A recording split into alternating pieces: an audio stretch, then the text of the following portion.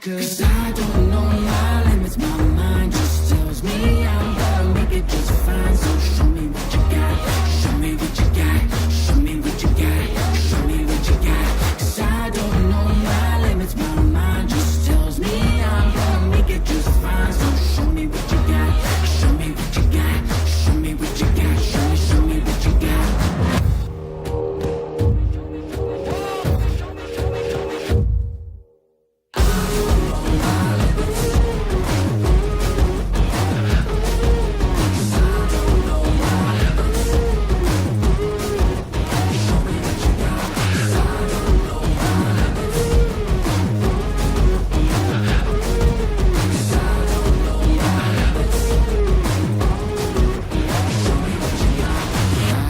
See trouble rising, I'll keep fighting.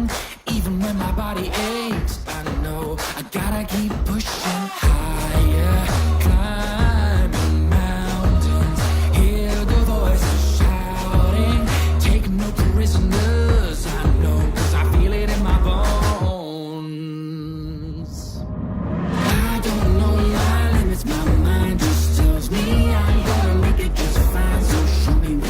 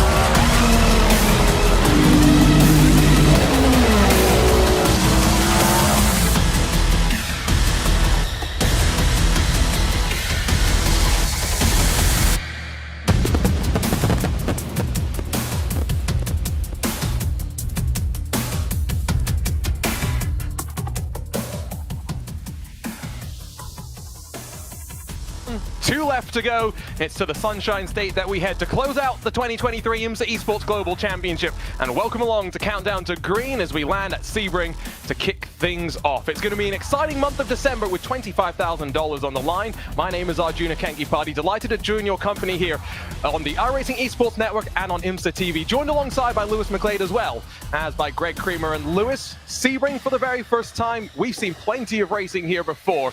It's going to be interesting to see how they get on in this third round of the championship. I mean, who does not love Sebring? It's a fantastic place, great racetrack, especially when it comes to multi-class racing like what we're going to see here. We always love racing because it's always, it's always dramatic, it's always ridiculous, it's always exciting, and over 2 hours and 40 minutes, I'm sure we're in for an absolute thriller this afternoon. And Greg, we were talking pre-race about some of the changes that this track has seen since it has started to see racing, and the bumpy nature is what's going to be so important for the drivers to get to grips with. Quite literally, and after the first 2 rounds of this championship being on fairly smooth tracks, to borrow a phrase from Monty Python, now for something completely different. This track, the bumps, they say respect the bumps, survive the bumps here. They are brutal and they dictate what you can do on this track. And you literally have to have a car that will absorb the bumps, but you still need good platform stability to make some of the quick transitions and get through it. You need a car that works here, and it's kind of like bolting yourself into a 7-post shaker rig and then running around the track at some serious speed. It's tough.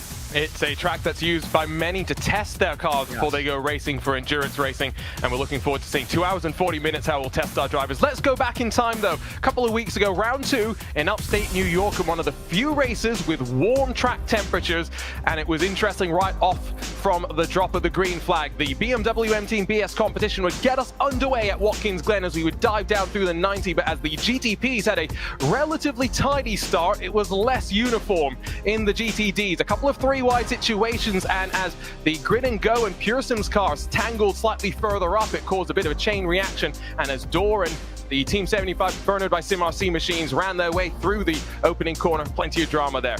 Then it was all about working through traffic, and unfortunately, private label Team Hype getting tangled up with the Ferrari for Impulse Racing, one of the main talking points up through the S's, but it was all about then staying out of trouble for some of those behind. Drago Racing's Ferrari unfortunately not able to avoid the spinning Hydra Race geodesic Cadillac, while unfortunately for the second of the red line Ferraris, Arnage's BMW ran through them at what was the talking point for the race. The bus stop chicane, the inner loop, and GTP galore in terms of drama and carnage. It wasn't just Iron Shinguven, but so many more. The Texaco Racing by TK Team as well, amongst those getting tangled up, but it was double delight for BMW M Team Redline and Team Redline in the GTPs and the GTD classes as they would walk away with the victories. But as we take a look at the championship standings, 2 races still left to go. Lewis is very close at the top of that GTP class. Yeah, BMW and Team Redline, of course, after that victory, taking over the top of the standings. Urano Esports Data Group,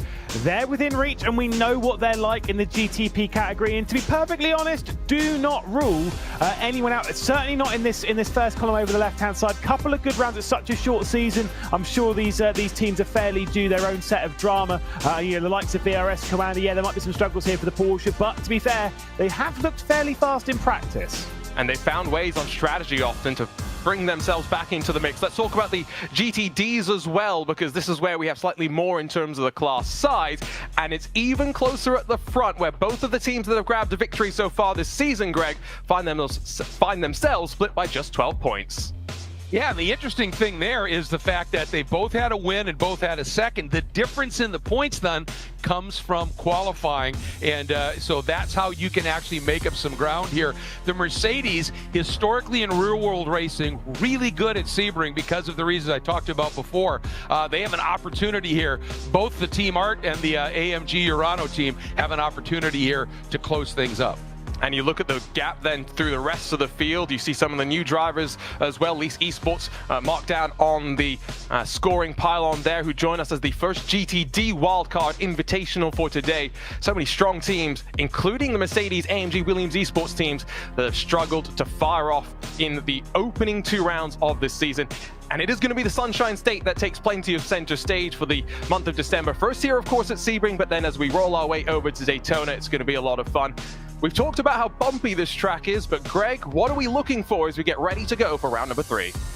Well, historically in real-world racing, the Cadillacs always come in as the favorite to Sebring because of how well they absorb the bumps. And it's so important to be able to get the car, the bump and the rebound to really work so that your platform stays pretty solid and you're able to roll that crucial speed. Same as I said, for the Mercedes here. And of course, the obvious question is people will say, well, why don't you just pave the place? Well, for as much as everybody gripes about how bumpy Sebring is, when you ask them, do you want to get it repaved? Johnny O'Connell, for one, the winningest driver in the 12 hours ever with 9 wins, said, absolutely not. It's amazing character. And the manufacturers and the teams really don't want it paved either because, as Arjuna talked about, folks, this track in the off-season is a massive testing center for the major teams and manufacturers. You come here and you do 12, 24 hours, 36 hours of testing at Sebring, you're going to find what doesn't work on your car. So it's a huge opportunity, and if they paved it, everybody lose money. So that's probably not going to happen. Let's check in with Lewis.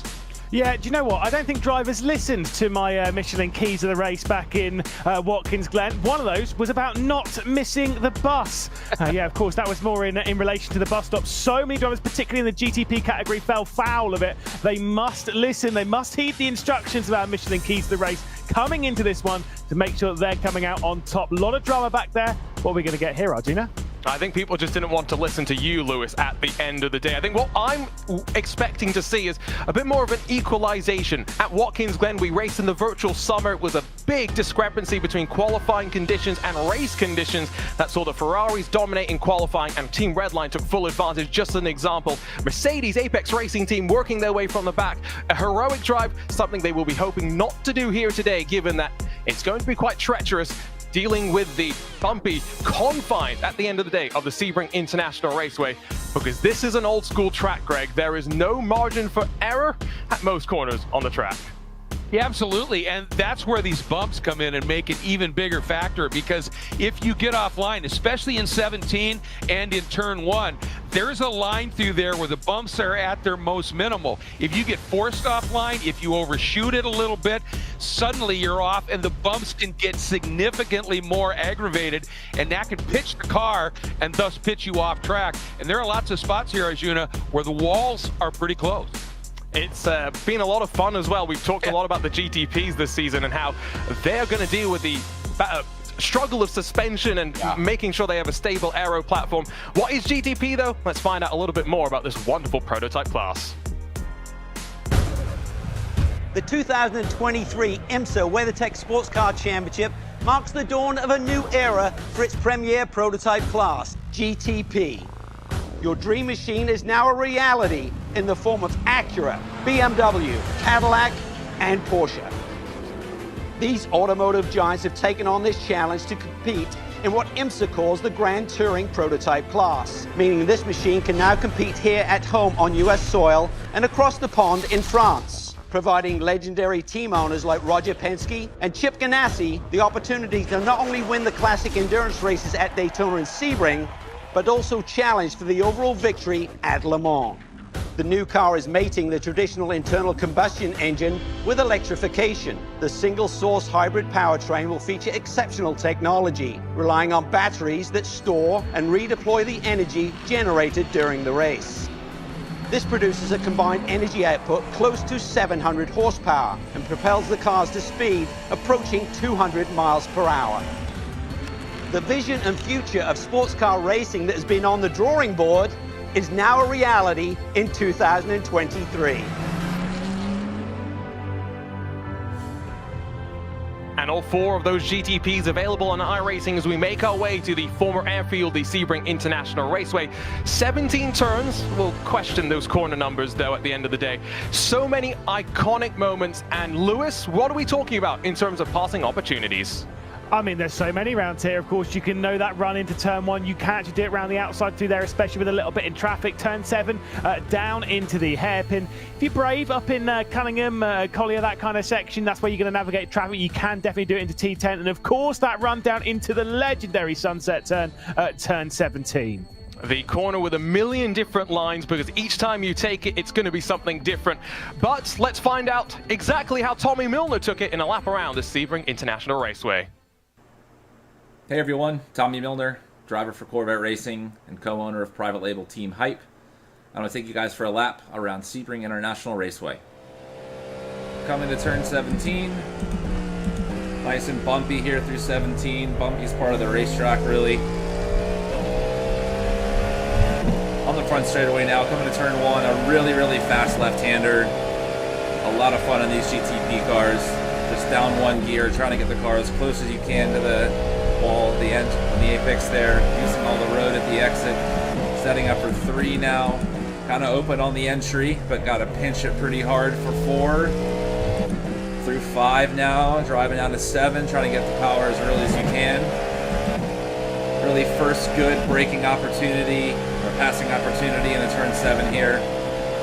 Trying to maximize the brakes as best you can through 7 here, trying not to lock up. Back on power as soon as you can and get a good drive down to turn 10.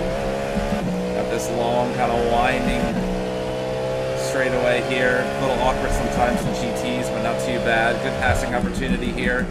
A little bumpy just before apex, a little bumpy just after. Trying to stay flat out around turn 11 now. A little awkward again here through traffic with GT cars. Through 13 now, bumpy on entry. Common theme here at Sebring. Driving down to the 15-16 complex. Pretty fast, right, left, right. Down a couple gears, trying to use the curve at the apex. Trying not to use the curve there on the left. You can get high-sided on the car, especially these GTP cars, and you just skate around. Out of 16, long, back straightaway, Ullman straightaway, coming to 17. Trying to pick out your brake marker, your turn-in point. Really fast on entry. Nice and bumpy again under the bridge. Trying to get back to power as soon as you can. Using all the road at the exit. And that's 1 lap at Sebring. I think I'm a bit more impressed with his attempt at Sebring than mine in the build-up to this race. I tried to get to grips with some of these different cars. And Greg, as we take a look at the TFR Lab BOP for today's race, I'm trying to make sure that the cars are balanced for the drivers, the way they set them up and the way that they drive them at their level. The GTP see a big swing as the Porsche tries to get some help. Yeah, and it needed it, obviously. And you're coming into a track where suspension's going to be huge. And a lot of the drivers had said after the second race at the Glen, it was close. But there were a couple of cars, one in each category in particular, that really seemed to be chasing things a little bit. Hopefully they've got that snugged up. The parity coming in here, after the Glen was pretty close. We might see the Lamborghini be quite strong in that GTD class, but that's a look at the BOP. We are ready to go with the second half of this 2023 IMSA Esports Global Championships. Kicking off here at Sebring, of course, with the 3rd round, and then over at Daytona in a couple of weeks' time. Don't go anywhere on the iRacing Esports Network or on IMSA TV, because we'll be right back as we get our way to the starting grid and to the start of our 3rd round of our championship.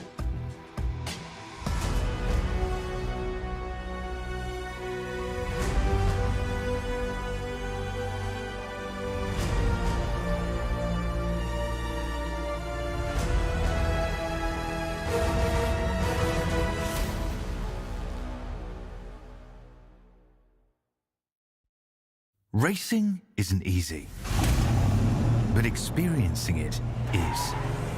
iRacing puts you in the driver's seat with the industry's leading sim racing game.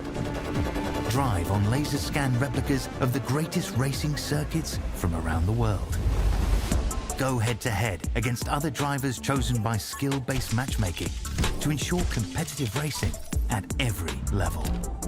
Compete across all your favorite series. In officially licensed cars, engineered to deliver the most accurate driving experience possible.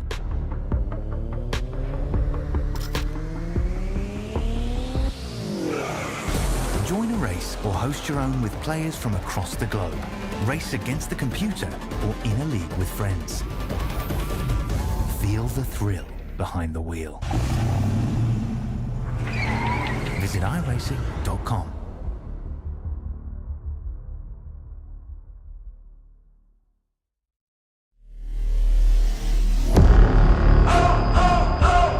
You know as a driver when it's time to go. It's going to be chaotic, a lot of cars, a lot of traffic.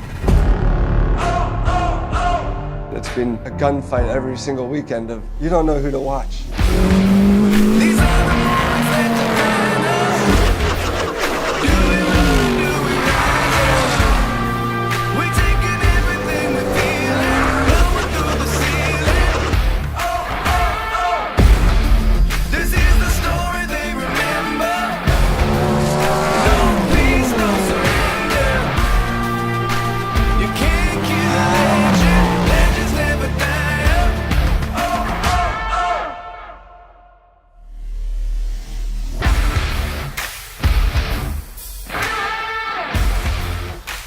oh. Ready to rumble for round 3 in the 2023 IMSA Esports Global Championship, and it's here over the bumps at the Sebring International Raceway. The 2 hours and 40 minutes of action will see the drivers run themselves around this wonderful racing facility. Arjuna Kankipati alongside with Lewis McGlade and Greg Creamer for all of this racing action. And Lewis, I mean, this is a track where, I'm showing my bias right now. The sim racing and the virtual world have bled their way into the real world, of course, with the BS Turner livery in the real world winning in the IMSA Michelin Pilot Challenge. But ultimately, today is a much more different experience with a level of energy I think we're going to see with traffic overlaps. Yeah, exactly. I mean, you're definitely showing your bias in the shirt. I've just got a plain black one on here because I don't show any bias to any team out on the race circuit. No, it's going to be a fun one, of course. As we've said before, time and time again, this is the penultimate round of the championship, just a 4-round race to that checkered flag at Daytona, this being the penultimate stop in that calendar. We've had a little bit of a break between Road Atlanta and the opening rounds of the championship till now. This is going to be a very different kettle of fish. And Greg, it's an important one as well because iRacing's build comes out in just a few days' time. Release notes have been trickling in. GTP and GTD going to get a slight tweak in the build, and drivers and teams going to have to relearn how to make these cars fast before Daytona. All the learning they've done, they need to make that result come here today. Well, it's interesting, isn't it? Because if you're going to win this championship with that news, you're really going to have to earn it from the teams on down through the drivers. Two quick things I just quickly mention here is we always talk about the corners that everybody knows about here, but 2 corners to keep your eye on. Turn 5, important to get the run down into the hairpin for an overtake. So easy to turn in way too early there. Huge patience there. The other one is tower turn 13. You wouldn't think, is that really a crucial corner? Well, it's a super fast run, and when you get down to that double left apex sweep through Bishop, the cars with the downforce, the GTP cars, are going to be going so much faster through those turns than the others. Traffic there could be absolutely treacherous. And we're racing into the sunset as well, so these shifting conditions, maybe not in terms of temperatures, but in terms of sight lines and light, going to be very, very important to see how the drivers run their way on through that. The drivers have finished up their qualifying session. Here's how they'll line up, and it's Williams Esports and Josh Ladd that will bring us to the green with a 141.613. The Apex Racing team will also be very, very fast. Look at the margin between those 2 drivers on the front row, and then Altus in their Cadillac, and the Porsche for Michael Romanidis for Coan on that outside of the second row. Owen Carroll for Exet along with Peter Zuba in the Race Clutch Acura on the third row of the grid. All 4 manufacturers represented up toward the front, with Pure Sims and Robin Glarum alongside with Diogo Pinto, the championship leader in the BMW M Team Red Line number 71. Obsidian and Pablo Lazar inside of Team Aurora and the CrowdTrack number 3 to round out the top 10, with Charlie Collins back in 11th spot. Austin Young will roll alongside with that Stetson, of course. Yao Vaz, Pedro Sanchez making his debut, but back in row 7, he'll be slightly disappointed with that, with Jago Racing and Jakub Maciejewski and Alex Ellis for Satellite Racing on the 8th row of the grid. Pablo Espez and then Philip Kraus on the 9th row of the starting formation, then with some work to do. A. Scott Michaels in the second of the CrowdTrack cars, but Urano Esports second in points, not getting a representative lap onto the board, spent 3 laps building up the tires and then failed to actually get to the line in the nick of time. We'll make our way over to the GTDs as well, where it's impressive at the front that finally it's time to see what Daniel Pastor in the Mercedes-AMG Williams Esports car can do in what's been a torrid opening 2 rounds of the season. Some success finally in the form of qualifying. Simufy after being quick at Watkins Glen, quick at Sebring as well, and Alejandro Sanchez impressive to get that Mercedes to the inside of the second row with that BS Turner livery on the outside alongside him. Sven Haase in the Grid and Go Ferrari rolls alongside the points leader Ole Steinbraten for Team Redline on the 3rd row of the starting formation. The second Redline Ferrari is inside of Dino Lombardi in the Porsche for Altus Esports, with a Mahler Racing Team BMW alongside the second of the Mercedes for the Williams Esports team. Door Esports and Impulse Racing line up on the 6th row of the starting formation. with still pretty close times between all of these drivers. Delta Sport and Altus Esports in their Lamborghinis on the 7th row. Urano and the Apex Racing Team BMW on the 8th row of the starting grid. And our wildcards, Lease Esports, the Canadian outfit, line up alongside Team 75 Bernard by SimRC on the 9th row of the starting grid. We're still rolling in the 26-car GTD field as they roll around for their formation lap. David Toth, Nicholas Laubish for Arnage and Mercedes Urano. Pure Sims and Kawanda on the 11th row. Bryn Collins has got some work to do in that Porsche, with Tim Matzka in that big green machine alongside the green and gold of Brabham Esports. Hunter McDaniel doing the qualifying duties there. 2 more drivers not getting qualifying times, at least representative ones onto the board. Grid and Go's Lamborghini and the Drago Racing Ferrari at the very back of the stacked starting grid. And as they work themselves around, we see some of these challenges that the drivers will be dealing with. Lewis, talk us through some of your Michelin keys to the race. Yeah, they didn't listen to them, obviously, back in Watkins Glen. Please listen to them now. We know what the first one is. Mind the bumps. This is Sebring, after all. Bumps are going to play a big part in the day, not just those running around the Sunset Bend and, of course, at Turn 1, but all over the circuit. This place has so much character, and it mostly comes from that. The second one, stay on target. That relates to pit lane. With the entry and the exit, lots of rules and lots of things that have been discussed within the driver briefing. They know what to deal with here. It's one of the hardest pit lanes we deal with, particularly on the exit. You must be mindful of it. And the third one, we've spoken about this a lot, and it is always the case. This is a 2-hour and 40-minute race. Patience is a virtue, and you must always be patient when navigating traffic, when in your battles. This circuit absolutely bites. If you bite off a little bit more than you can chew, the circuit will bite back, and you will most likely be out of the race. Greg, we've seen 2 races so far, 2 more left to go. It's a short championship, $25,000 on the line. What do you think is going through the drivers' minds right now with this full formation lap, an opportunity for them to build some temperature into their tires? Well, that's obviously a huge component, is getting those tires warmed up, cleaned up, and ready for grip. But I really think the focus here is going to be, with the bumps here, is you've got to get the car straightened out as quick as you can. So as you start to apply the power, it doesn't skip sideways on you when you get on these bumps. So patience, as we heard Lewis say, a lot of it is just waiting to get aggressively on the power, because traction control isn't a panacea. They really have to be thinking about that. And let's talk qualifying for GTPs quickly, Lewis. Urano, Dominic Hoffman, it's become a bit of a trend for them to struggle in qualifying. I don't think this is a race in which you want to be starting towards the back. Yeah, but you know what? I will say with them, they are irritatingly good at working their way up the order. So, to be perfectly honest, I wouldn't actually rule them out from doing something special this afternoon. I think victory might be a little bit too far down the road, but hey, you never know. You've got short time here. Lewis, who wins in GTPs? Oh, you mean boy. I'm going Apex. Why not? I want that shirt. How about you, Greg? Who comes out on top in the prototypes? Well, I think if they stay mistake-free, I think the Altus Esports Cadillac might just be able to do it here with the way that Caddy rides the bumps and can do it lap after lap. I won't sit on the fence. I will go out on a limb and say Williams Esports come out on top. We'll see which one of us is the mystic one in the commentary booth today, but it's Barney with the green flag in hand as we work our way into the starting zone. And the second half of the IMSA Esports Global Championship will start with a track blocker before we even get to the start. And it is Redline. They get mixed up in that BMW M Hybrid V8 in towards the opening corner. Williams Esports, Apex, and Altus will go. What's going to happen here now, Lewis, with the GTDs? There's more drama through the opening corner. We're at amateur hour here at Sebring. I was going to say, I didn't think it was actually the BMW M Team Redline car into that start straight. What a crazy start in that category. Is it going to be as crazy in the GTDs? Sorry about all that, but wow, that was very amateurish. See what we get in those GTDs as they head their way in, and yep, it's pretty much the same. The circuit bites immediately, 4 wide in the first corner. Doesn't work, Arjuna, and we're seeing already ridiculous levels of drama. Oh, and a big moment there, guys. Into turn 3. That was impulse and door, and hopefully it didn't bring back cars onto the track in through turn 3. Out though of into Big Bend they will go, and goodness, both starts, both dramatic, and well, this is what the second half of the season brings. Short time in the championship, Greg, and no one wants to give an inch. Well, and that was proven. I think we're going to see a penalty early for a jump start in the GTP category. Couldn't pick the car up, but one of the cars deep in the field looked very much like he moved well before Barney did. and may have been the cause of that incident. So I keep an eye out for that. But everybody in the back understands we've got to make up spots early here if we're going to be in this championship.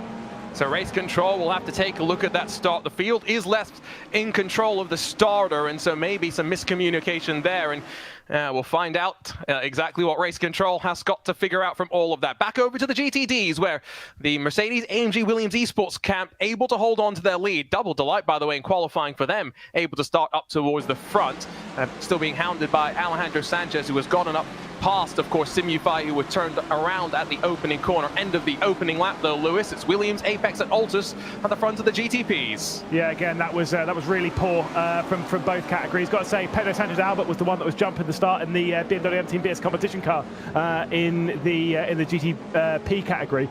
To piece through what happened at T1 and the GTDs is going to be a little bit trickier and a bit more understandable. But yeah, at the moment, the important thing, at least for the leaders in both categories, is they're away cleanly, and both of them being Williams. Really solid start from Daniel Pagdor, who's now pulled nearly that second lead over the other Mercedes, that one being the Mercedes-AMG ART car. Alejandro Santos, his qualifying, I was a little bit concerned last round that maybe his qualifying form had actually started to drop off. We know what he's been like when it comes to consistency here in IMSA, but to be perfectly honest, straight back to it, qualifying in third position, now working his way up the order.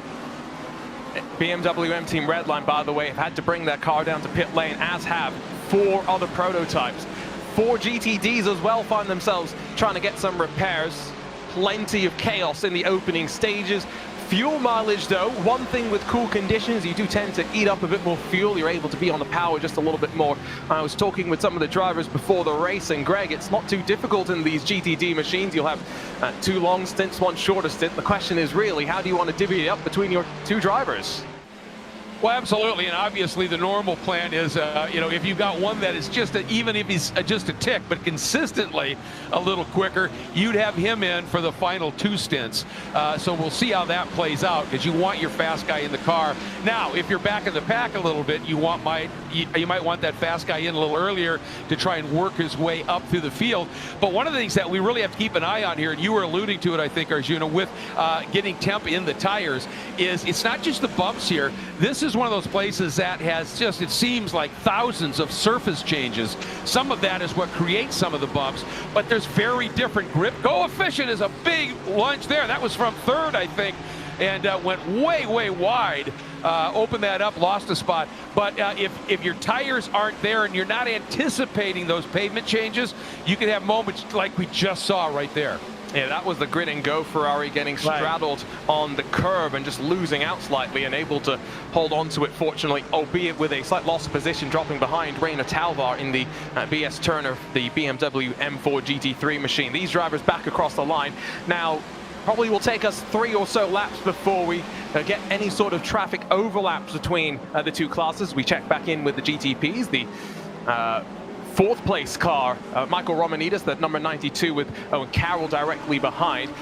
The thing I was just about to say, Lewis, Michelin keys to the race, the second time they haven't paid attention to you. What did you say? Patience is a virtue? Yeah, we didn't get any of that, did we? Didn't get any of that. There was maybe a fair amount of respect to the bumps, but there wasn't a respect of Barney, or really of race control, or any of the other competitors into that first bit. And like you say, no one was being particularly patient. You can see Michael Romanidis here. We were kind of a little bit curious as to whether the Porsche were actually going to run quite strong. Of course, the BAP within the GTP categories being a little bit more to try and help the Porsche not be totally rubbish around here, because the suspension on that car is not quite good enough to compete with others. Clearly, they've done a good job with it, because the Porsche is looking pretty fast. Romanidis, though, is under a lot of pressure from Owen Carroll, one of the cars that did end up in the barrier going through the bus stop, mostly courtesy, unfortunately, sorry to bring this up, hopefully we won't get any of them straight away. Casey Kerwin was the one behind the wheel when they binned it. Casey, I did see on social media, was saying he doesn't necessarily always feel so confident when he comes to Sebring, but today is feeling relatively good. We'll see how they get on. Carroll's done a pretty decent job the first 2 races of setting up that car, and Casey Kerwin now gets an opportunity to go road racing, the 2022 eNASCAR Coca-Cola iRacing Series champion, of course. In terms of drivers who are still sitting on pit lane, by the way, BMW M Team Redline, Simufy, Marla, Door, BMW M Team BS Competition, as well as CrowdStrike, all waiting there. 2 cars have gotten some damage repair and have gone back out there. The Hydra Race Geodesic Racing team in the GTPs, Drago Racing in the GTDs. And that's important because, Greg, it's only 2 hours and 40 minutes. Every lap you get on track could get you some points. Yeah, absolutely, and they pay down, a while here in points, down, fairly deep in the order. But the longer you sit in pit lane, obviously you're in trouble. And I have to tell you guys, Owen Carroll has done a superb job at the start of this race to get that Cadillac up into the top 5. He's just really shown that kind of style, that kind of form. And right now, he's actually got a pretty good run on the back of Michael Romanides in that VRS Kawanda 92 car, and not going to be able to do anything with him down into Sunset. But Owen Carroll impressing me, certainly, once again.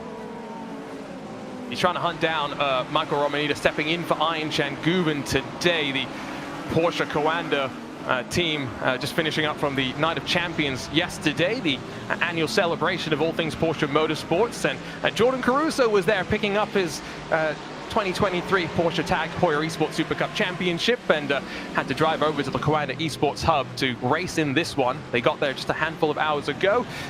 Caruso's going to be in that 143 Altus car that Dino Lombardi is piloting right now, with both of the Redline Ferraris, Lewis, chalked up behind.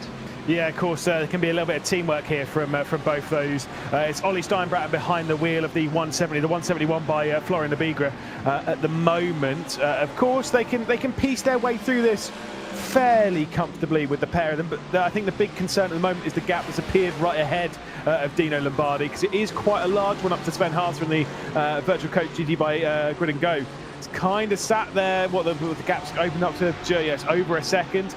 If I'm in those Ferraris, I'm thinking we've got to get past, although is that a slowdown penalty for Sven Haas? He does seem to be struggling a bit in the early stages, and yes, that is definitely a slowdown. He's trying to cover the inside on the run into Sunset. It's going to force Lombardi the long way around, but hopefully now not going to open up the Porsche to a dive from both of those Redline machines behind, because they could act as a bit of a train right now to pull themselves on through, as I think Haas ran himself almost into the wall there. They're going to be almost side by side into turn number 1, Greg. Yeah, and that exchange has allowed the top 3 right now of Pastor, Sanchez, and Talvar to just create a huge gap. And now the job is going to be a very difficult one for those guys 4th on back to be able to move their way up through the pack. Look at that battle. 5 cars pretty much in lockstep for 4th. But that little exchange has hurt them in terms of that podium opportunity early. I do wonder, though, of those 3 cars breaking away, Mercedes, AMG, Williams Esports, Mercedes, AMG, Apex Racing, and then the BS Plus Turner machine, at least one of those cars probably got tangled up with the Simufy Porsche that went around. And so I've got to assume, Lewis, that the penalties might be coming in. And I did take a look at it back in T1. It was the BS Turner car. It was trying to slot a gap between the middle of the Apex car and the Simufy going into the first corner, which really wasn't on. So I get the feeling that BS Turner car might be due at least a swift conversation with race control, at least in the near future. It was obviously very messy into turn 1, but yeah, that might be a little bit of a price to pay for Rainer Talvar, which would be a big shame around here, because to be perfect honest, it's a lovely storyline to see BS Turner running so well around this circuit of all places. It's a shame. I might need to change my shirt to something more appropriate. Williams haven't sent me anything, so hopefully the Apex Racing team come out on top, and I can get... Oh, commentary curse. Lewis doesn't believe in it. I might have to. We're almost, though, into traffic, I do believe. If you go towards some of those GTP contenders, I think Josh Ladd has just started to dive into it. You can see him at the back of the shot running onto the Ullman Straight. And the first time through traffic, Greg, it's always the most chaotic, and you can see some cars dipping below the yellow line. Yeah, I mean, as the overtaken car, you're looking in the mirrors. You can see 1, maybe 2 of the cars. You've got to assume at this part early in the race that you've got a pack of cars that are going to be coming through. Really have to have that track awareness up and at them here. Look at that as they're working traffic through Sunset and now down into turn 1, and you've got to be so careful here because it's such a wide entry and then turns into this absolute tip of the funnel coming out, and so easy for an incident here. So far, great job of overtaking by Josh Ladd, really playing that beautifully. And a nice job there by the Porsche, opening the wheel, sensing he was there, letting him through, and not slowing the Porsche down either. Look at this battle for second, though. And one thing just to note is the leader has been adjudged a 10-second time penalty for not controlling the start correctly and slowing down in the starting zone. So Williams Esports are going to have that applied as a post-race time penalty, much like we had for the BMW M Team BS competition in the last round of the championship. Just keep that in mind. They need to find 10 seconds through all of this fighting. Apex and Altus deciding not to switch just yet, though, Lewis. Yeah, but that's a penalty to be dealt with post-race, so that's 2 hours and 30 minutes time from now. Cross that bridge whenever we get to it, and not worry about it too much now, as once again Altus trying to really keep up with the Apex Racing Team car as they navigate traffic. As we'll take a look at a replay of the start, Arjuna, and you can see this jump that's going to come in. Like I say, it was the BS competition car. It's a little bit of the two, let's not forget. So they've entered the starting zone now, and they do seem to check up the speed, and then the cars behind do also go, and that's where they all trip up over one another. Let's not forget they weren't done, and I wonder if it was damage for some of the cars into turn one that saw them have issues. Yeah, it might have been there for that BMW M Team BS competition. It just turned in, and no downforce effectively, and well, I'm sure one penalty might not be the only one, but we're through the traffic for the first time, Greg, and your leaders, look at that separation they have to the exit Cadillac behind. Yeah, Josh Ladd did a superb job working through traffic, and now knowing that there's a 10-second penalty, you can be pretty sure he's just going to drop the hammer. He's going to be super aggressive the next time they get into traffic.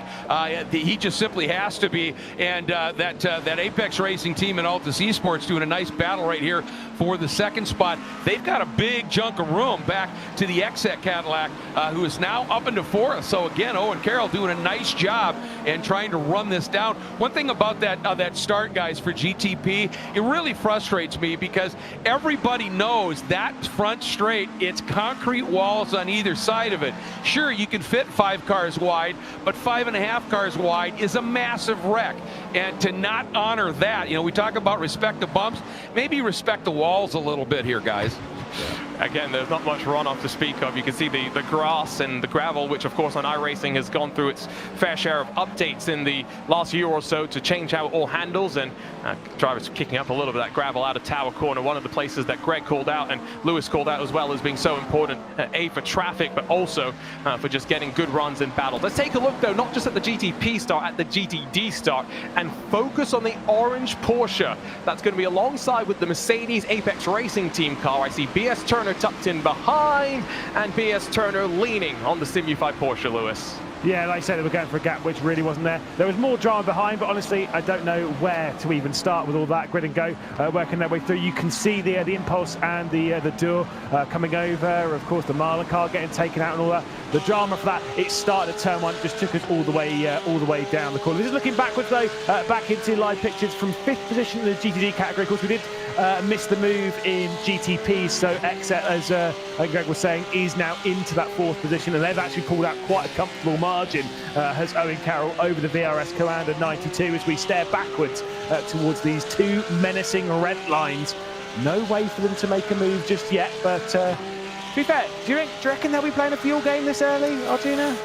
I don't know. I think the one thing I'm curious about is just that drive time again. If it's the driver's saying 30 laps, it's about 60 minutes for these GTD machines. Should be pretty easy as we see the HydroRace Geodesic racing car come in for one of, I'm sure, a flurry of penalties that we'll see for the start of the race. Austin Young is very slowly sliding his way down and through what is also a bumpy pit lane, we should note. But yeah, I wouldn't be shocked, Lewis, to your point, if fuel saving is not necessarily a worry, it's more a strategy that, Greg, you may use to try and find a gap to put your new driver in and to try and release them to push out on track. Well, you've got to use every arrow in your quiver, don't you? As wow, this is such good racing right here. But yeah, absolutely. If you can open that window up just a little bit and give yourself that little bit of extra option time, that can be huge. And if that allows you to get your faster driver in for a larger part of the race, that's going to be really, really beneficial here. Let's have a quick chat with Jordan Caruso, who joins us right now, watching his teammate Dino Lombardi defending from the red line cars behind. Jordan, you are not at home today. You've got some slightly different surroundings around you. How's it being in Germany? Yeah, it's been pretty cool so far. Obviously, yeah, I was invited to the Porsche Night of Champions. And yeah, the Coanda guys were nice enough to let me use the Coanda hub to race tonight. So no, it's pretty cool what they've got going on here. cool to be here. How was the Porsche Night of Champions celebrating your 2023 Porsche Esports Super Cup championship? Of course, knowing you had to go racing today, so I'm sure it can't have been that exciting. No, it was pretty unreal. Yeah, it was a really cool opportunity. So many like big names there, and sort of made the accepting the award felt really official, and it was good to sort of close that out. But pretty knackered. Like the travel here was full on, and we drove. Charlie, Zach, and I drove up like 5 hours today to get back to the hub. So pretty tired, but and I've sort of had to try to adjust to the rig. But yeah, feeling okay, and hopefully the race goes all right. Your teammates involved in a very, very stiff fight right now. Has just been passed by the first of the red line Ferraris. But what's the strategy looking like for today? That's what we were just talking about. Honestly, you'd have to ask Dino. I'm sort of just hopping in. Like I've had so much stuff going on. It's been hard to fully prepare for this. Like I've just sort of been trying to get my race pace on now. Like I don't even know what's happening. I'm not watching the race. I'm practicing, but yeah. I mean, hopefully he's doing some good defending. Well, I guess we'll let you get back to practicing and getting used to what this car is going to be like, because Dino's got a fight on his hand and almost just got a shot up the rear bumper there from the second of the red line Ferraris as Florian Lebiger was in the mix. Greg, that's a little bit close for comfort. Yeah, that was the old, well, not chrome horn, I guess, the red and blue horn there. Just gave him a little bit of a tap, just trying to let him know, keep his mind occupied for Florian here as he makes the moves. We hop back up to the front now on board the number 99, and obviously that's Peter Berryman, and trying to stay in touch here and close in on Josh Ladd. And the problem is that he's actually lost a couple more tenths at margin up to almost 2.4 seconds, guys. And the BMW got, what, 20 kilograms added in terms of ballast as part of the BOP. You've got to wonder what that does to fuel consumption, to tire management, to all of those different factors, Lewis, and how you build your setup around it. Yeah, it's not just about, when you did BOP in endurance racing, there's 2 hours 40 minutes, it's definitely endurance racing. It's not just about the 1 lap pace and making them all the same on exact speed. It's about making them the same, as close as possible over a whole stint. And that includes tyre wear, fuel mileage, etc., etc. It's really, really tricky, and of course it's never going to be exactly perfect, but all those things that they affect a fair amount, although thankfully that all of them have added a fair amount of kilos chucked on board, let's put it that way. Big lead appearing now for Williams Esports, out to 2.6 seconds. Can you imagine how stressed out Jordan Caruso would be if he was actually watching the race at that point, by the way? Oh. That was terrifying. Great move, though. Absolutely brilliant move from Ollie Steinbrat. Yeah, you could tell he wasn't watching, because I was sitting here trying not to go crazy, and he was just looking cool, calm, and collected. But, Greg, sometimes it's beneficial if you're not the driver in the car. Don't watch the race. Don't get yourself too excited. Yeah, I mean, it all depends on how you can control that kind of thing. Sometimes you want your head in the game. Other times, you'd rather be ignorant, not worry about it and just do your job when you get in the car, get the instruction, and go. And that could be a very large part of this. And yeah, it was interesting that he's practicing because he's on a new rig, trying to get comfortable with that. And it's fascinating to see that sort of play out. I guess the same thing, by the way, where Jordan is practicing right now. Charles Collins, as we've been instructed to call him, and Zach Campbell will also be doing some practice, getting ready to take over from Julian Sonnen as well. Excuse me, Charlie Collins started the race, so he's on track. He decided he had enough practice. Zach Campbell's probably the one that is in Germany that is probably scrambling. Here's a look at the GTDs once again, as you see the Altus 143 has disappeared from the picture. It was looking like the pressure was building. I've got to assume that something happened to him, and Lewis will take a look at it into Sunset Bend. Yeah, had a little bit of a look. Florian Lebiger getting down the inside, sending a big send, and of course Williams Esports decided, pardon me, let me slot that gap as well. And do you know what? As we were leaving the corner, going out a little bit wide, into the barrier just a touch, and yeah, the Urano got through as well. By the time the Altus Lambo got to the rear end of them, which was going around Big Bend, the Dino Lombardi allowed his teammate to make his way through, which is why you see Simone Maria Martino taking over that position as well ahead. So that's why you see the Altus Esports car dropping backwards. I think that barrier hit might have looked worse than it was. Obviously, I think it's going to cut down a little bit on the downforce of that Porsche, but I don't think it'll be as crazy it looked. It did look like quite a big whack though, so you never know. We do, by the way, have official retirements. The BMW M Team BS competition as well as the Marla Racing Team. So in effect, a BS competition car in GTD. Too much damage, they are done for the day. And well, I think BS Turner, we're still waiting to see if they get a penalty. All the hopes being pinned on them as we're getting ready to cycle back into traffic. That's Delta Sport just out of pit lane, and Owen Carroll in the exit car had to take avoiding action to try and make sure he didn't run into the back of the Lamborghini. Yeah, he just went full evasive there, and it really cost him a lot of time. I think he's still going to be able to hang on to that 4th spot, but you can see it really cost him a lot of time. He did a great job and then managed to somehow not actually throw it into the barriers at the exit of 1. So a great piece of driving and a great save by Owen Carroll. And Delta Sport, by the way, had come in to serve a drive-through penalty for the start, and so more things from race control. We'll take another look at the replay, and I'll let you know that Dino Lombardi's had another little spin around, unfortunately. This is the look on board, and oh, it wasn't just the traffic, maybe just got slightly caught off guard, just avoided clipping, I think, the inside wall, and Lewis will get away with that. Yeah, very close indeed. You don't want to touch that wall on the inside. It kind of, you've got to be careful. It kind of sticks out a little bit about a third of the way round, or 2/3 of the way round. A little bit tricky. We're looking at the lead of the GTD, and there is going to be a change in this. You will see the 196 make its way down, I believe, onto pit road fairly shortly. They've been given a penalty by race control, Arjun. I'm not sure what it is. I'm going to drive through. I don't know. I can just see it's been black flag in game. Drive-through indeed, and so that is what we are going to see. You can see the left side of the screen, the gap now between 2nd and 4th. Once BS Turner drops away and Reino Talvar makes his way down what is an interesting pit lane entry, it will be 2.5 seconds between the second car in line, the Mercedes AMG Williams Esports car that has Greg decided to run in second, it would seem. Alejandro Sanchez is back on top and trying to make up for some disappointment yesterday. He was going to be racing in the Digital Nürburgring Endurance Series, paired up with Elias Sepinen. The car qualified very well. They started the race very well, got 1 penalty, then got involved in some incidents. Alejandro didn't even get to drive in the race itself, and, well, he's making up for that here today. Well, that's what I was going to say, is he might just well be taking all of that frustration out on the field here at this stage. You know, coming back and just really doing a superb job up front. Both of those Mercedes looking really, really stout here. And, you know, obviously they're aware of this impending penalty for that 3rd place BMW as well.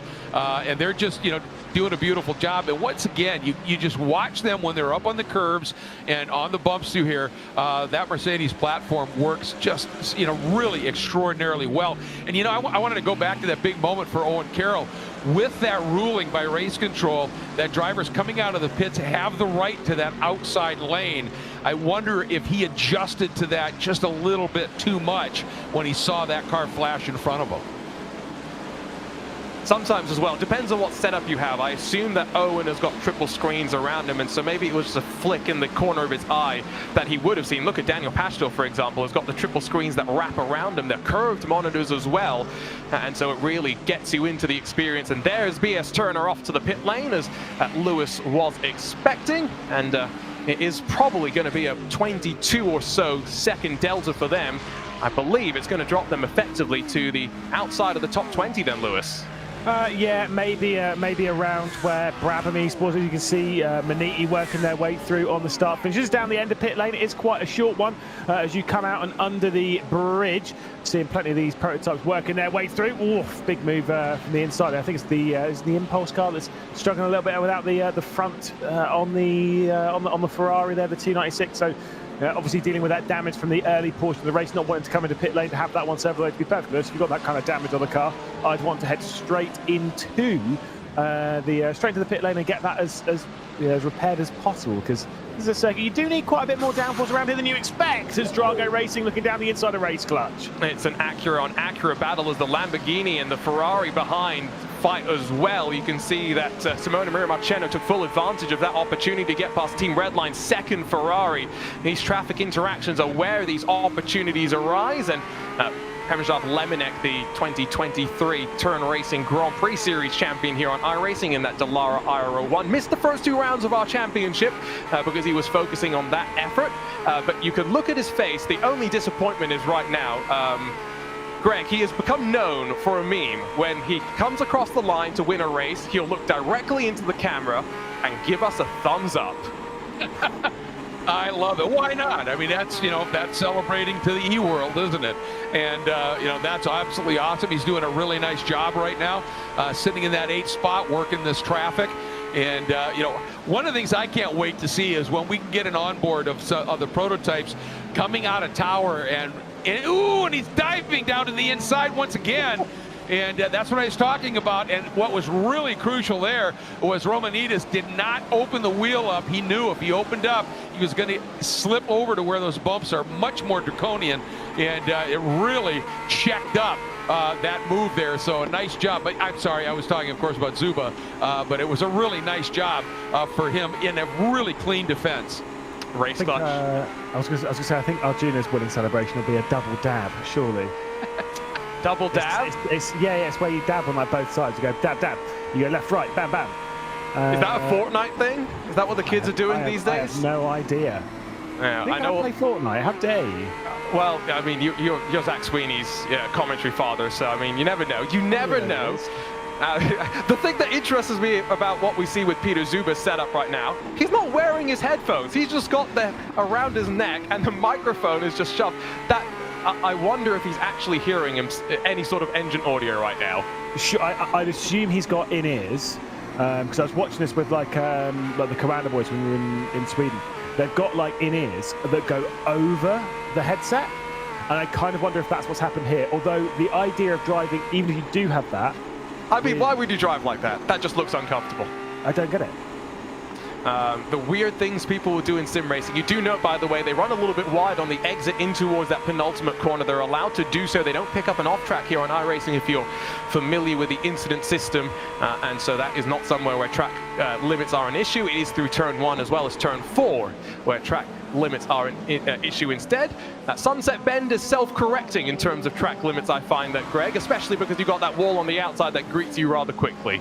Yeah, you've got to really have your heads up there. And as you said, the barriers, the limit, if you will, coming out of turn 17 is pretty well defined. The one thing is that, we talk about the bumps here, but right as you start to run out to the wall at the exit of 17, there's a hump, not a bump. It's a hump, and if you don't have the car in the right attitude coming over that, let's see if you can see it. Yeah, they're not running that wide there. Prototypes, there you can see it.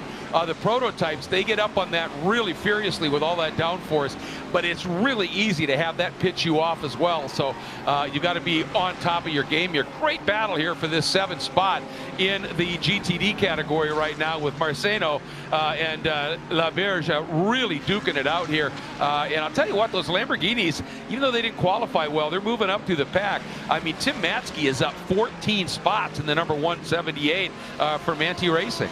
Yeah, in that case as well, for the big green machine, the 178, it helps when you stay out of trouble, which I think they were able to do at the start, and so they just pick their way through all of the chaos and find themselves inside of the top 10. Tim's going to be loving that one, and yeah, the Lamborghini. Simone was complaining a lot. I'm just going to call him out a little bit for this about the BOP, saying that he wasn't sure that it was so quick. He's proving that it's pretty quick under his control right now. The Porsche's also looking quite good as we take a look at them trying to chase down Owen Carroll, though, Lewis, and both of the 92 and the 91 running in line right now. But what do they do at Road Atlanta? They were playing a lot of fuel games. Got to say, Charlie Collins, by the way, has done a really good job to close up on his teammate Michael Remenides after that fantastic qualifier for Remenides in 4th position.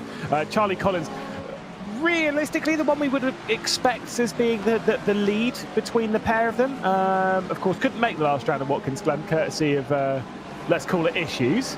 But had a great chat with him back in Sweden. And, he's doing fine now and carrying on. I think they'll be playing a fuel game. They'll be trying something on strategy to bring them back into this one.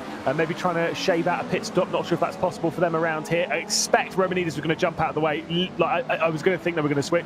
Again, Charlie Collins realistically should be the fastest in the pair. That actually kind of shows how good Remenides' qualifying was. Got to say the two behind Draga Racing and Race Clutch, if they stop fighting for about 5.5 seconds, they may actually end up catching the 3 here. They could very well do so, especially just looking at some of the fastest lap times that we've seen. We're not really seeing any drop-off. It's consistent times if you stay out of trouble and avoid locking any of the tires over some of the bumps that we have here. We have about 30 minutes of this race complete. In terms of the GTPs, as mentioned, BMW M Team BS competition officially have retired. CrowdStrike Racing seemingly have also pulled themselves from this race, but BMW M Team Redline, Greg, they know they're in a championship fight. They're in 18th position right now, 7 laps down, but doing whatever they can to recover in this race. Well, you just can't give up. You've got to, hope you're going to end up with some level of points here. And just a note on Charlie Collins as we hop on board with Owen Carroll here is Charlie, we know he's super good at fuel save, but he's very quick. That pass on Romanitas, that's now up 6 spots from where he qualified. And I'll bet you the initial plan was Charlie was going to start and work on that fuel save. He could do it with really quick, but you qualify that far back, those plans could go out the window. And I think Lewis has a very special guest as well. Yeah, I've got Owen Carroll's teammate Casey Kerwin in the comms booth. We caught up with you a little bit before Watkins Glen. How are you feeling before this one? You felt pretty positive before the race at Watkins Glen, and I don't want to be the bearer of bad news, but it didn't go that well, did it? Well, it went great for about 15 laps or so, and then I decided to throw it into the wall. But before that, I was having a great time. But no, yeah, it's coming into this Sebring, I knew would probably be my biggest struggle. It's just such a tricky track and one that I probably have the least experience on out of the 4. So, but the pace can be there. I'm a little inconsistent. So it's all going to depend on how quickly I can get into the car and get into somewhat of a rhythm. But I've had more pace than I thought I would, so that's good. Just hopefully I can be somewhat consistent and keep it on the track this time. I've been joking with Owen. Hopefully 3rd time's the charm this week. I won't hit anyone, hit anything, hit a wall, nothing, and keep us in the race this time. Now, obviously, it is a really difficult circuit, though. What's the bit that you've struggled with the most around here? That maybe have you found a solution to any of those bits, or is it just the whole track? Yeah, it's just there's so many bumps and like certain curves that are like really tricky to hit properly. Just so many little things in like every corner that's really tricky. But yeah, I feel like for the most part, I know what to do now. Like I can extract the lap time. It's just a matter of consistency. That I've struggled a little bit with. So, yeah, hopefully, like I said, it's just going to come down to how much consistency I can get into once I get in, and hopefully have good pace. Now, I've got to say, your background's pretty cool. eNASCAR, Coco Trophy, of course, and all that kind of lights. Your teammate, though, who's blasting around the circuit, has got a Christmas tree up with all the lights on. He's well into the festive spirit.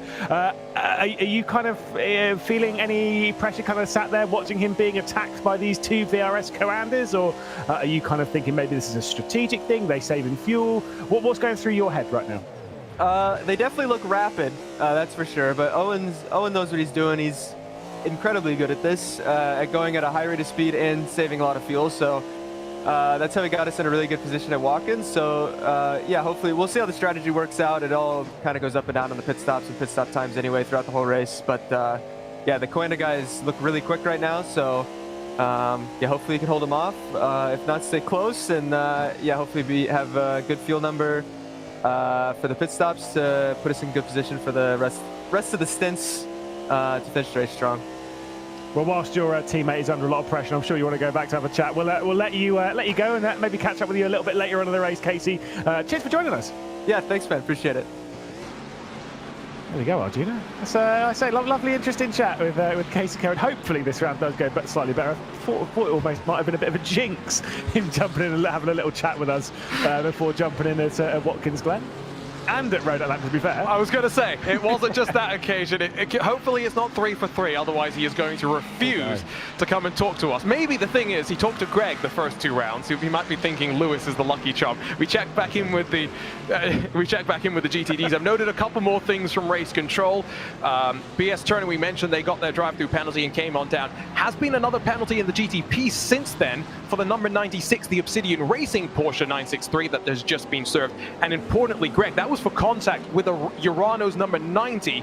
Urano, despite that, maybe with some damage to the back end of their car, are up from 20th, dead last in qualifying, to a top 10 right now. And let's not forget, Redline Championship protagonists, it's important they get every point they can. Well, absolutely. And I mean, what a drive by Dominic Hoffman here, as you said, coming up through the pack like that. And, you know, you just got to dig and get after it here. And as we hop on board with Romanides, look at Charlie Collins, looks to the inside here. And the question was he going to, you know, going forward, or would he sit there, save a little fuel? Well, we know the answer. Charlie's mission, move it up through the field. And what a job he's doing. Really good through traffic there. Oh, and a nice job on the overtake by that Porsche. Open the wheel up again. Let Michael Romanides come through. That was some really heads-up driving by all concerned. I think Charlie's got the bit between his, sorry, Charles, I've got to say it correctly, has got the bit between his teeth because we mentioned that Drago and Race Clutch, if they stop squabbling, they could close, and they have indeed started to do that. And Lemonek is within a second and a half of the back of the 92. In fact, even closer now as we see them onto the Ulmann straight. Collins is gone and is going to see his teammate try and join him below the white line, and 3 wide in towards Sunset Bend. Romanides decides to back out of it. Lemonek says, let me say hello, and the Acura slides its way on forward to 6. Oh, there was no waiting route there for anyone, Greg. Move of the race by Lemonek right there, reading that, seeing what was unfolding, and you can see that move way tight to the inside. You just had to slow down too much to be able to still protect the inside going into Sunset. And what a move by Lemonek, just diving down underneath and making that move. Just exceptional. They qualified in 15th position, maybe another one slightly out of position and sequence relative to their race pace. And I'm going to assume that Owen Carroll's been pretty firm in the defense so far, and it took a while for Charlie Collins to get on through. I don't think it's going to take Lemonek as long in this situation, Lewis. No, like I say, bold dive somewhere, surely. I mean, you got to say, Owen Carroll, I think, is playing a bit of a fuel game here. And Lemonek is, well, he's showing his true colours as a champion here on iRacing.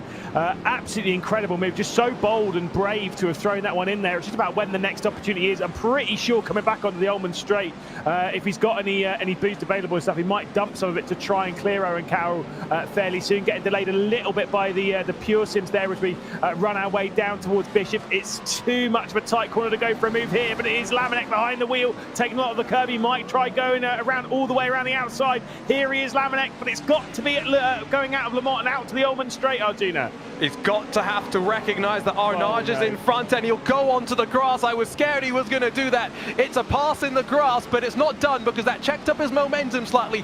Romanides decides, you know what, let's not go 3 wide this time. He's going to set this one up. Lemonek the long way around, Carroll on the inside, and that Acura looks mighty confident on the entry into the corner. It gets on through, and as they cycle back towards the Lamborghini Avoltus, the Ferrari for Redline, they'll split the traffic once again, but Lemonek's now up into that 5th position, and through that sequence as well, just wanted to call out that BS Turner got past the Urano car, the Mercedes in GTD. It's all about reading the traffic, Greg, and there are some doing that perfectly. Reading the traffic is golden, isn't it? And yeah, you're seeing it play out to perfection. And what I loved about that move this time by Lemonek going into Sunset, in this case, he realized, all right, the best defense is simply going to be a good offense. And he just opened his lineup going in and rolled a lot more speed, gave enough room down inside of him if Carroll was going to stick the nose in down there, but had enough speed at the apex and track out and just motored on by. It was just absolutely beautiful to watch him play that one out. And unfortunately for Owen Carroll, I think you're right, guys. He is working on a fuel strategy here, and now he's got to go through it all again with Romanides, who does have the fuselage just a little bit in his own right. And we're about 40 minutes in. Fuel window is going to start to close for these GTPs. We've seen them go as long as maybe 50 minutes if there's some fuel saving, but cool conditions might mean some compromised strategy. Have noted that the Williams Esports GTP, the BMW at the front of the field, is now 5.7 seconds clear of the Apex 99, and Peter Berryman is increasingly being hounded by that 43 Altus Cadillac and Eduardo Leo that continues to put the pressure on. Can Romanides slide his way on forward though?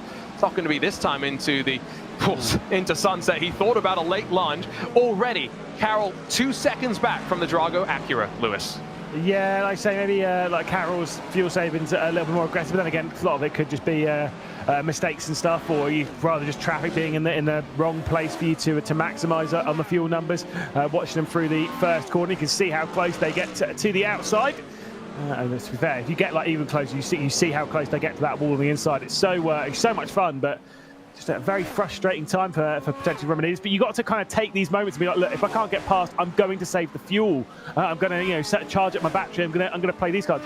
By the way, I do want to touch on the VRS command. If we're going to start calling Charlie Collins Charles Collins, can we start calling Bryn Brian just for bad? This is a completely different name, but that's fine. Yeah, I'm not sure how that one will go. I have heard that apparently Tommy Osgard, Thomas is what you should call him. Thomas Osgard. And so for Collins, Chaz is just completely out. Chaz, yeah, no, you can't. We can't go with Chaz. We cannot go with Chaz. Anyone who goes by Chaz is ridiculous. And yes, I do mean you, Chaz Draycott. I was going to say there was a certain Chaz that Lewis was thinking about right there. As we look from up above in through this double left that leads you into the final sector of the lap. Just look how much they're basically on the grass into the braking zone. I was doing some laps here in VR and just looking through various sight lines and recognizing that, Greg, this is one of those tracks where there's really not many references that you can use. No, I mean, it's absolutely flat. And you think about it in the old 12-hour days, before the track was somewhat lit, there were numerous stories of drivers following the car in front in the dark right off the track through a cornfield.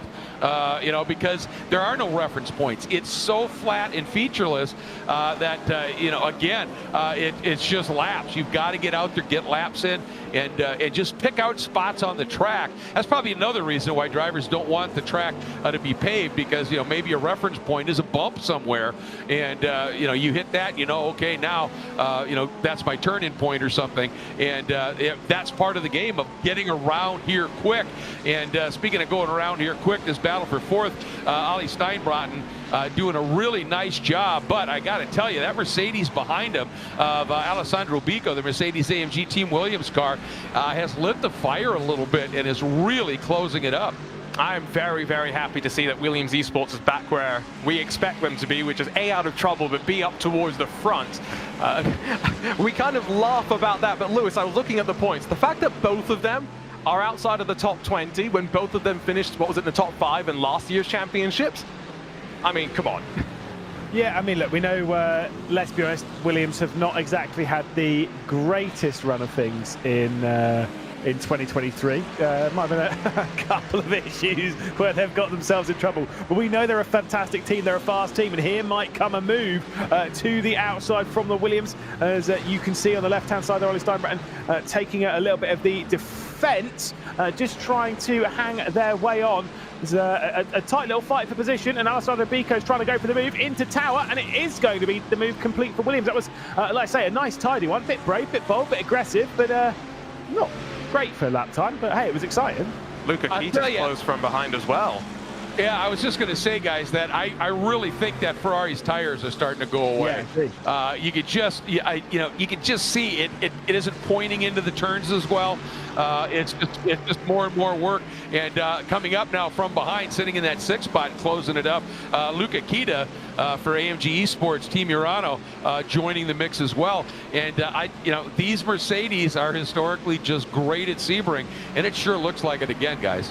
Yeah, like I mentioned, Luca Kita really closed as a result of all of that, and so now finds himself 9 positions up and looking to try and continue his way on forward in what are going to be one of the final races that we see in that red and black livery. In the final month, of course, that Urano will be around as a team. It's been some news, that's been some disappointment, but we'll see what they make of it, because there are some very strong and talented drivers, including the likes of Luca Kita, who's paired up, I think, with Konstantin Scharf today. We'll be looking for some new homes as we head off in towards a silly season. But now Luca Kita's already gained 9 positions. I have to assume, as he has that esports look of not really caring about the world around him, I have to assume that, Lewis, it would not be too bad for him to save a little bit of fuel right now. No, but it does look as though he's got a traffic cone in the background that looks to be a weird hat. I think it's a trophy, but it does look like a traffic cone on his head. Anyway, we won't bring that up. It's fine. I'm sure he's worked very hard for whatever that is. But Luca Kita is in position at the moment to maybe pounce here. Like you say, we are approaching this wild, silly season. We had it really properly for the first time this year. It's like you say, some of those GTPs coming into the pit lane, the 91, not saving fuel. So Charlie Collins is absolutely not doing that as we've seen him do at Atlanta. They've binned that potential strategy into the book. Another one of the VRS commanders, Michael Romanese, as well as Pablo Espes for Wave Italy, is actually up an awful lot of positions. I think they're up like 9 positions when they came into the pit lane. But yeah, the silly season, I think, has kind of really started to begin. Obviously, Porsche Commander picking up Elvis Rankin from the Apex Racing team. I think that's one of the things that's really started to set this off. Marcel Kiefer, obviously, as a bit of a loan over to Williams Esports for the Is it a loan? Sim Racing. It's a loan. Ah, okay, that's news to me. Silly season. That's fine. It's starting. Ding it in right there. Anyway, up on the jacks, as probably expected for tyres, and the 92 is going to get Zach Campbell in, the 91 is going to get Julian Sonnen in. So interesting that only 45 odd minutes into the race, Greg, driver changes for the purple and orange. Yeah, and I think obviously, you know, to me, they were the ones that were really charging through the field. They were going to be using up a little bit more fuel, obviously. So now they had to get in, get that done, get some fresh tires on, and watch this blend here. And that was executed pretty well. A lot of that, the driver on board the car that just got in really did a beautiful job of executing that pit exit run by Julian Sonnen. And you saw as well the way that it helped Luca Kita, or rather it helped Ollie Steinbraden defend from Luca Kita, who was looking quite menacingly into turn 1 as the Williams Esports car comes in from the lead. Cold conditions, I just want to reiterate that. It's one of the things that we called out in our countdown to green, or I called out in particular.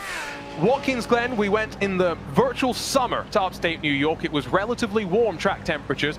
The track temperatures that the drivers are dealing with right now are very, very cool. 27 degrees Celsius, and as we see the drivers work their way into the pit box, it's the rest of the GTPs that come in. It's only Race Clutch and Urano that are able to go one more lap, 28 total so far on the stint, Greg.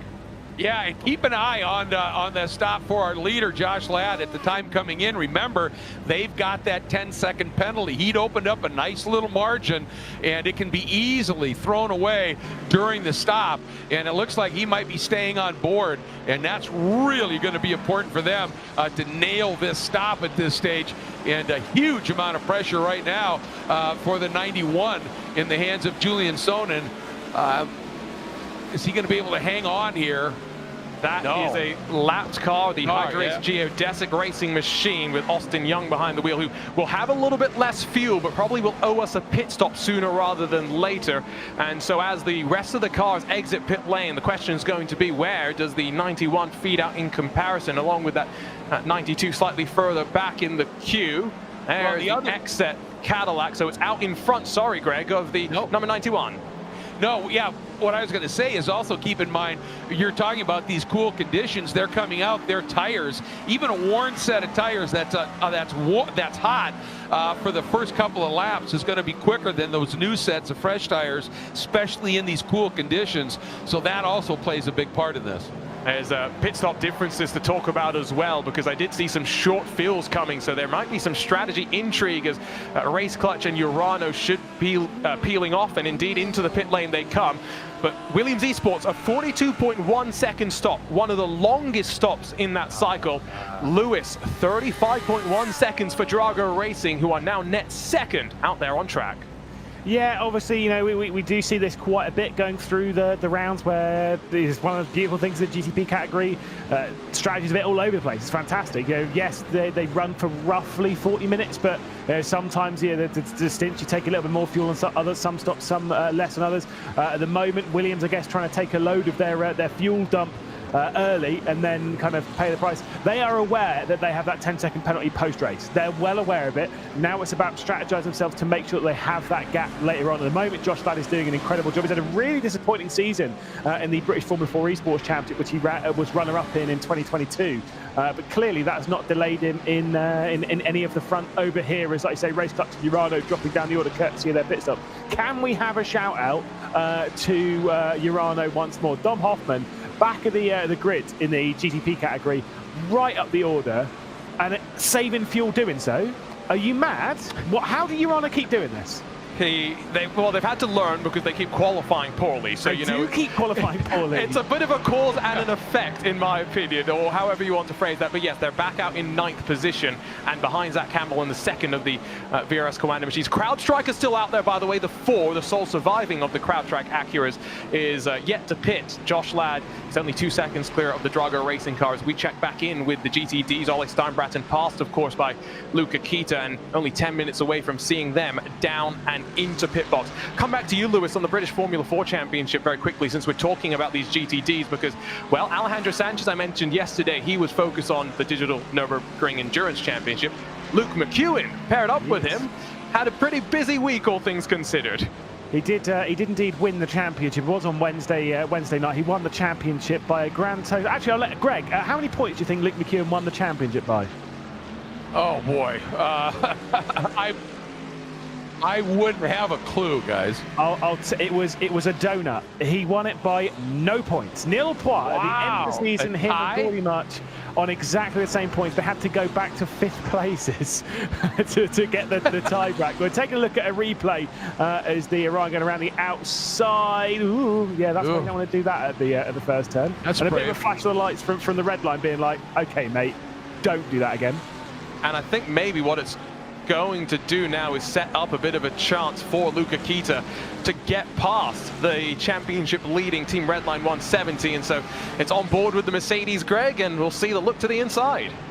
Yeah, but it's the tires. He just got a better run, came down the inside really clean. Ali understood that, and I've been looking at the times, and Ali has been 6 to 7 tenths slower on every lap, whether in traffic or not, than the guys just in front of him and those just behind him, which included up until this moment, obviously, Luca Kita, and Luca was able to execute that one pretty easily here. Ali's really hurting for tires right now.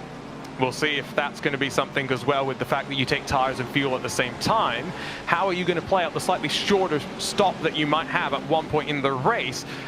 Maybe a 2-tire stop, a 2-tire call with the sun continuing to set will be something that teams will keep in mind. Front of the field, Alejandro Sanchez has taken advantage of the traffic, by the way, to break that gap to the 153 Mercedes-AMG Williams Esports car, where Daniel Pastor is behind the wheel. And amidst all of the struggles that Ole Steinbraten is having, I mean, fair play to Sven Haase for keeping the grid and go. Virtual coach Ferrari up there in 3rd, as Scott Michaels becomes the final GTP to finally make his way down to pit lane. That was a 31 lap stint, apparently, Lewis. Yeah, and more, if you want to dumb it down into minutes, that was 53 minutes. Do you know what? That car is shaving a pit stop off this race. Keep your eye on that number 4 CrowdStrike racing car, because the thing is, their stationary time is going to be longer. That's the important. But they're going to be a little bit slower through this thing because they're fuel saving, but their stationary time will also be longer because they're putting in more fuel, right? So there is also that. But if they're shaving a pit stop from this race, they're shaving the risk of coming down and leaving pit lane, which is always a little bit high, and they're shaving the time down for doing so. This might work out quite well for the number 4. I'm not sure it's going to be a race-winning call, but hey, you might get a sneaky good result from the race and score yourself some decent points heading into the season finale. And let's not forget, there are points in qualifying, there are points in the race itself. I'd be quite curious to try and calculate how the point situation is looking right now, but recognizing as, oh, that's another Ferrari getting a little bit topsy-turvy over the curb there, and Florian Labigra had to bring it back into control, much like Sven Haase had to do slightly earlier in the race. Be curious to see how the points would be shaking up and how urgent, Greg, that 170 Team Redline Ferrari is going to be, knowing that the 101 is back at the front of the field. Yeah, I think as soon as they can, in terms of opportunity, I think they're going to try and get Ali in, get some fresh tires on. If it's going to continue getting cooler, which is what you would imagine as we're racing into the dark, obviously you could make a set of tires last a little longer when it's cooler if you warm them up right. And I would think they'd want to get him in, get fresh tires on now, so that when they do that short stop later, they can just push hard and use those tires to their best. So we'll see. Here comes some GTDs into pit lane as Lucas Prada up on the jacks in the Michelin livery Pearson's car, joined by Bryn Collins as well. We are back on board with what does appear to be some damage to the right rear side of the second red line car, Florian Labigra in the 171. So maybe that's something to keep in mind as well. Damage is, of course, on, and the teams can work on the cars. The benefit, Lewis, there is a benefit to fuel and tires being changed at the same time. You don't really get an opportunity to fix up damage as well. Sorry, Artini, but that has to go up there with some of the weird stuff that I've said on broadcast. Damage is actually on. Yeah, we know, we can see, we were on board. Well, someone asked on IMSA TV, so we're just clarifying for them, you know. Yeah, all right. Yeah, no, I'll let you do it. But then that was a pretty obvious point. It's fine. The thing is, at the moment, it seems like it's more aero-based. I'm not sure. It looks like the car's tracking straight, at least from what I'm seeing.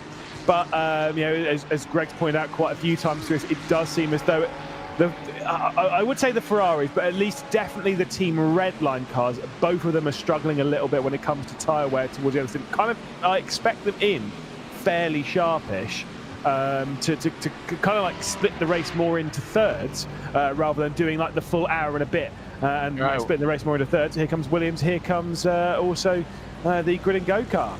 And I think at the back of shot.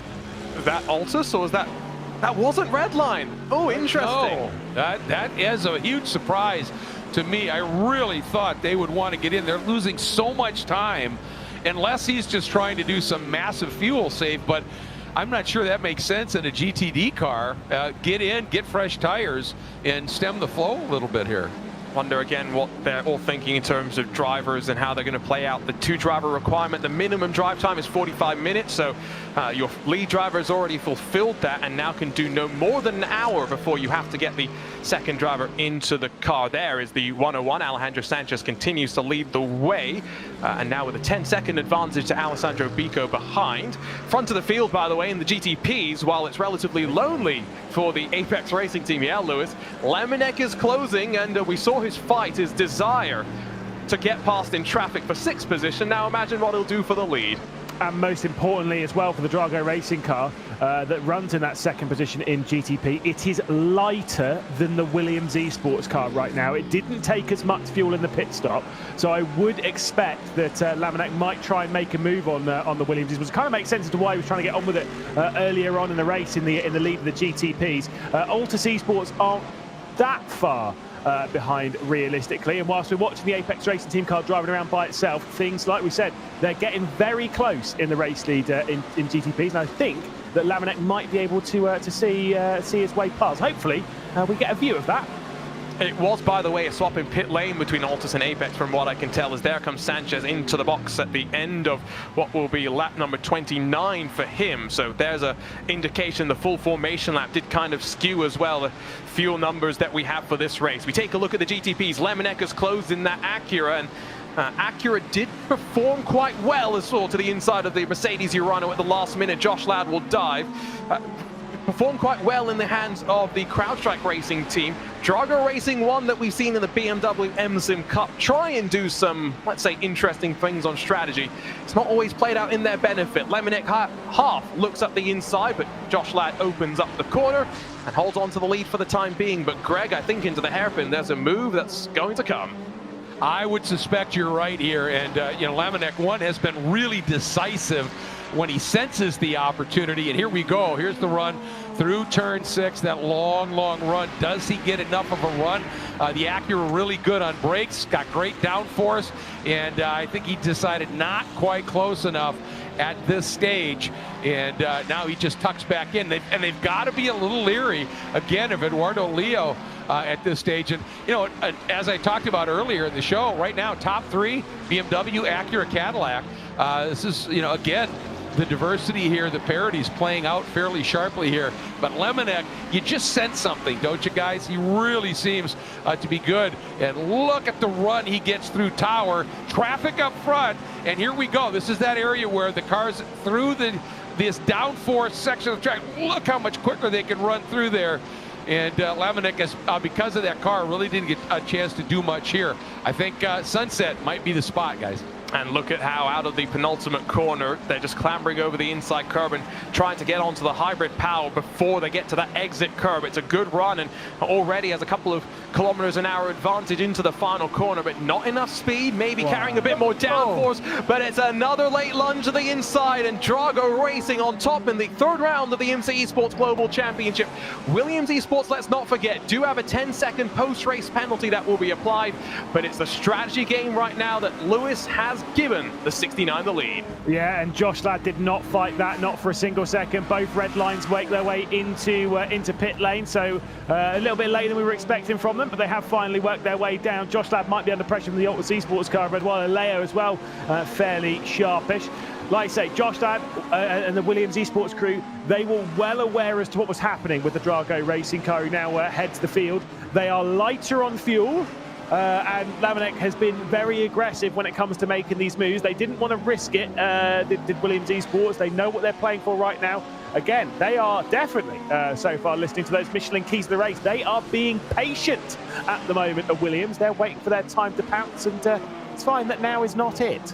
We are starting to see track limit violations start to be reported for some of the teams, so they do have to watch out through the opening sectors of the lap to stay within the confines. Automated systems behind the scenes helping race control work through all of those violations, and fortunately no one with too many incident points so far today, and in fact those running up towards the front are those with the lowest incident points so far. Still 5 and a bit seconds in the GTD category out of pit stops, with Alejandro Sanchez still leading from Alessandro Pico in the 155 Mercedes AMG Williams Esports car, which of course indicates that a bit of a gap in pit stop timing there. And once again in the GTDs, we mentioned that, Greg, there's going to be 2 longer stops and then 1 shorter, or the 2 longer stints, 1 shorter stint. Teams electing to maybe split it more into thirds, as we were talking about earlier. Yeah, although I think we may be seeing an interesting strategy move by the red line Ferraris. They went later than anybody else, and I think I'm wondering if they just didn't say, all right, we don't have the grip, these tires are gone, let's stay out as long as we can, get in, then now for the next 2 stops we can do shorter stops and shorten the time in pit lane, and at the same time maybe get a little bit better life out of the tires, because they were clearly struggling. So I think they're just sort of adjusting on the fly. And the other thing here is with Lamanek, you can see obviously, as Lewis is talking about, with the lighter fuel, and they definitely have a little more downforce on the car. You can see he was so good in traffic, and that usually means a little bit more downforce, and he's using that to great effect now to try and drive away just a little bit. But that does create issues on that second stop in terms of going to have to put some more fuel in at some point, as Lewis has been pointing out. But it's interesting how they've made that work so far, Lewis. Last thing, Eduardo Leo in that last group of exchanges through traffic really got parked and has lost some time. He has indeed. Did want to call out that Gianni Vecchio, who's taken over in the 170, has been passed by Luca Kita in the 190. And, well, now we'll have to see how Gianni gets up to speed, especially knowing the tires seem to have fallen off that car at the end of its run, Lewis. Yeah, I mean, it's just sometimes how it goes. Like we say, obviously tyres, fuel, etc. It's all in different positions on all of these cars. Strategy's a little bit tricky. Yes, we speak more of the inconsistent strategy in the GTP category, but it does happen in the GTDs as well. A couple of cars having issues, but it's the pit stop cycle in the books with the first hour of the race done and dusted. Let's jump around with some of the sights and sounds of the Sebring International Raceway with some iRacing Full Throttle.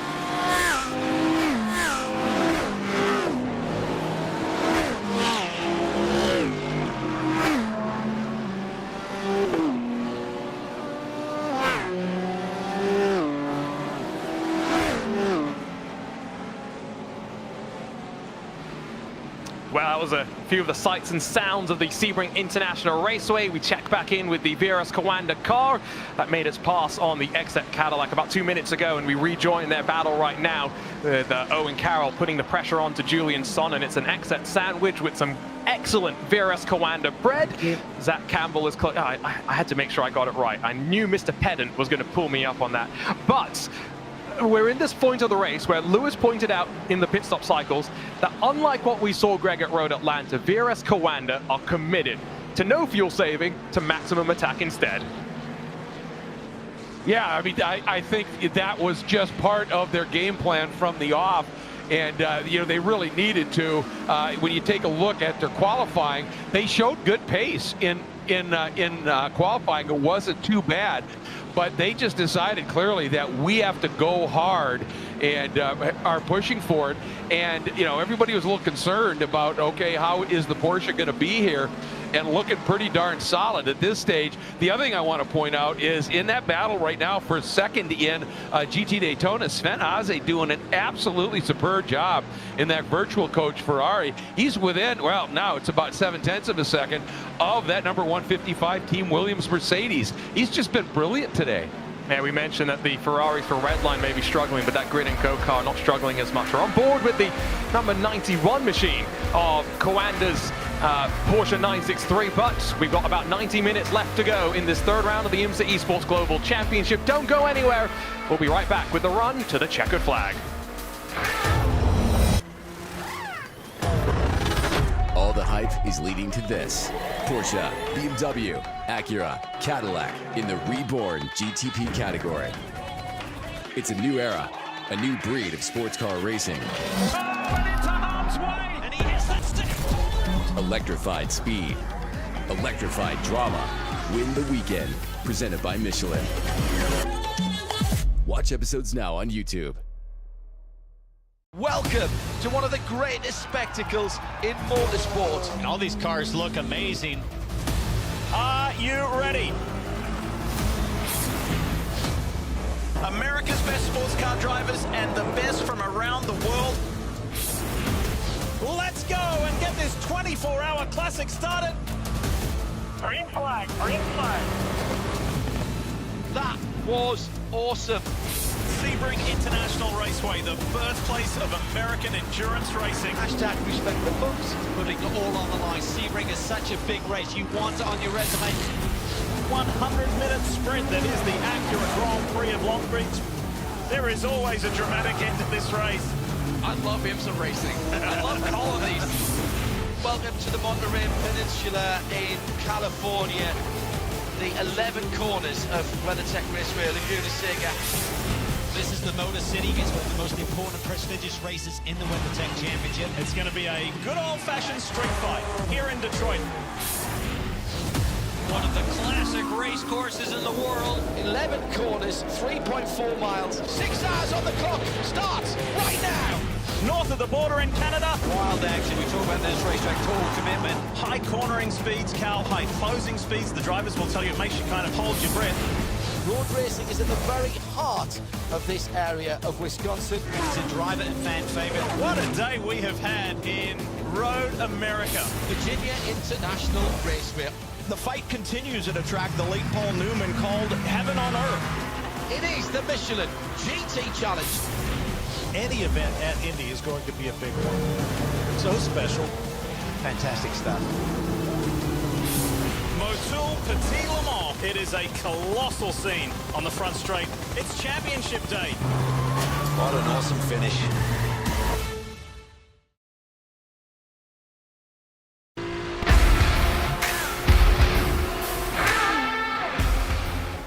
Welcome back to the 2023 IMSA Esports Global Championship. Today's coverage is brought to you by Michelin, the official tire of IMSA. Looking for a performance upgrade? If superior all-season performance that stands out from the crowd is your goal, the Michelin Pilot Sport All-Season 4 can take you to the next level.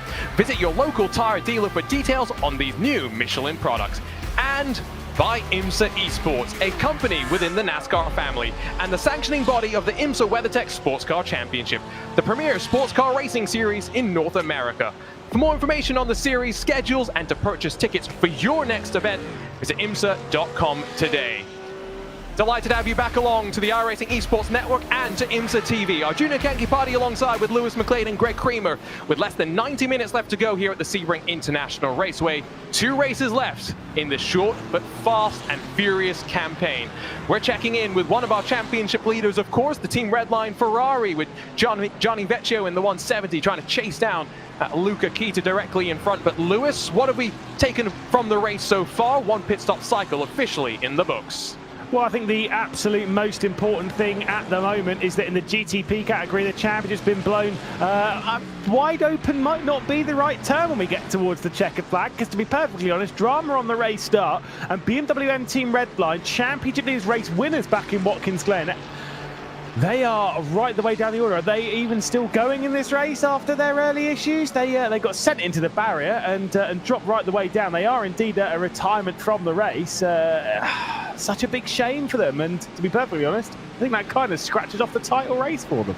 Yeah, I think it's going to be interesting going into Daytona what the championship situation looks like, but we've got those strategy implications, of course, playing out as well. For example, GTP, we're seeing a bit of a breakaway from Drago Racing.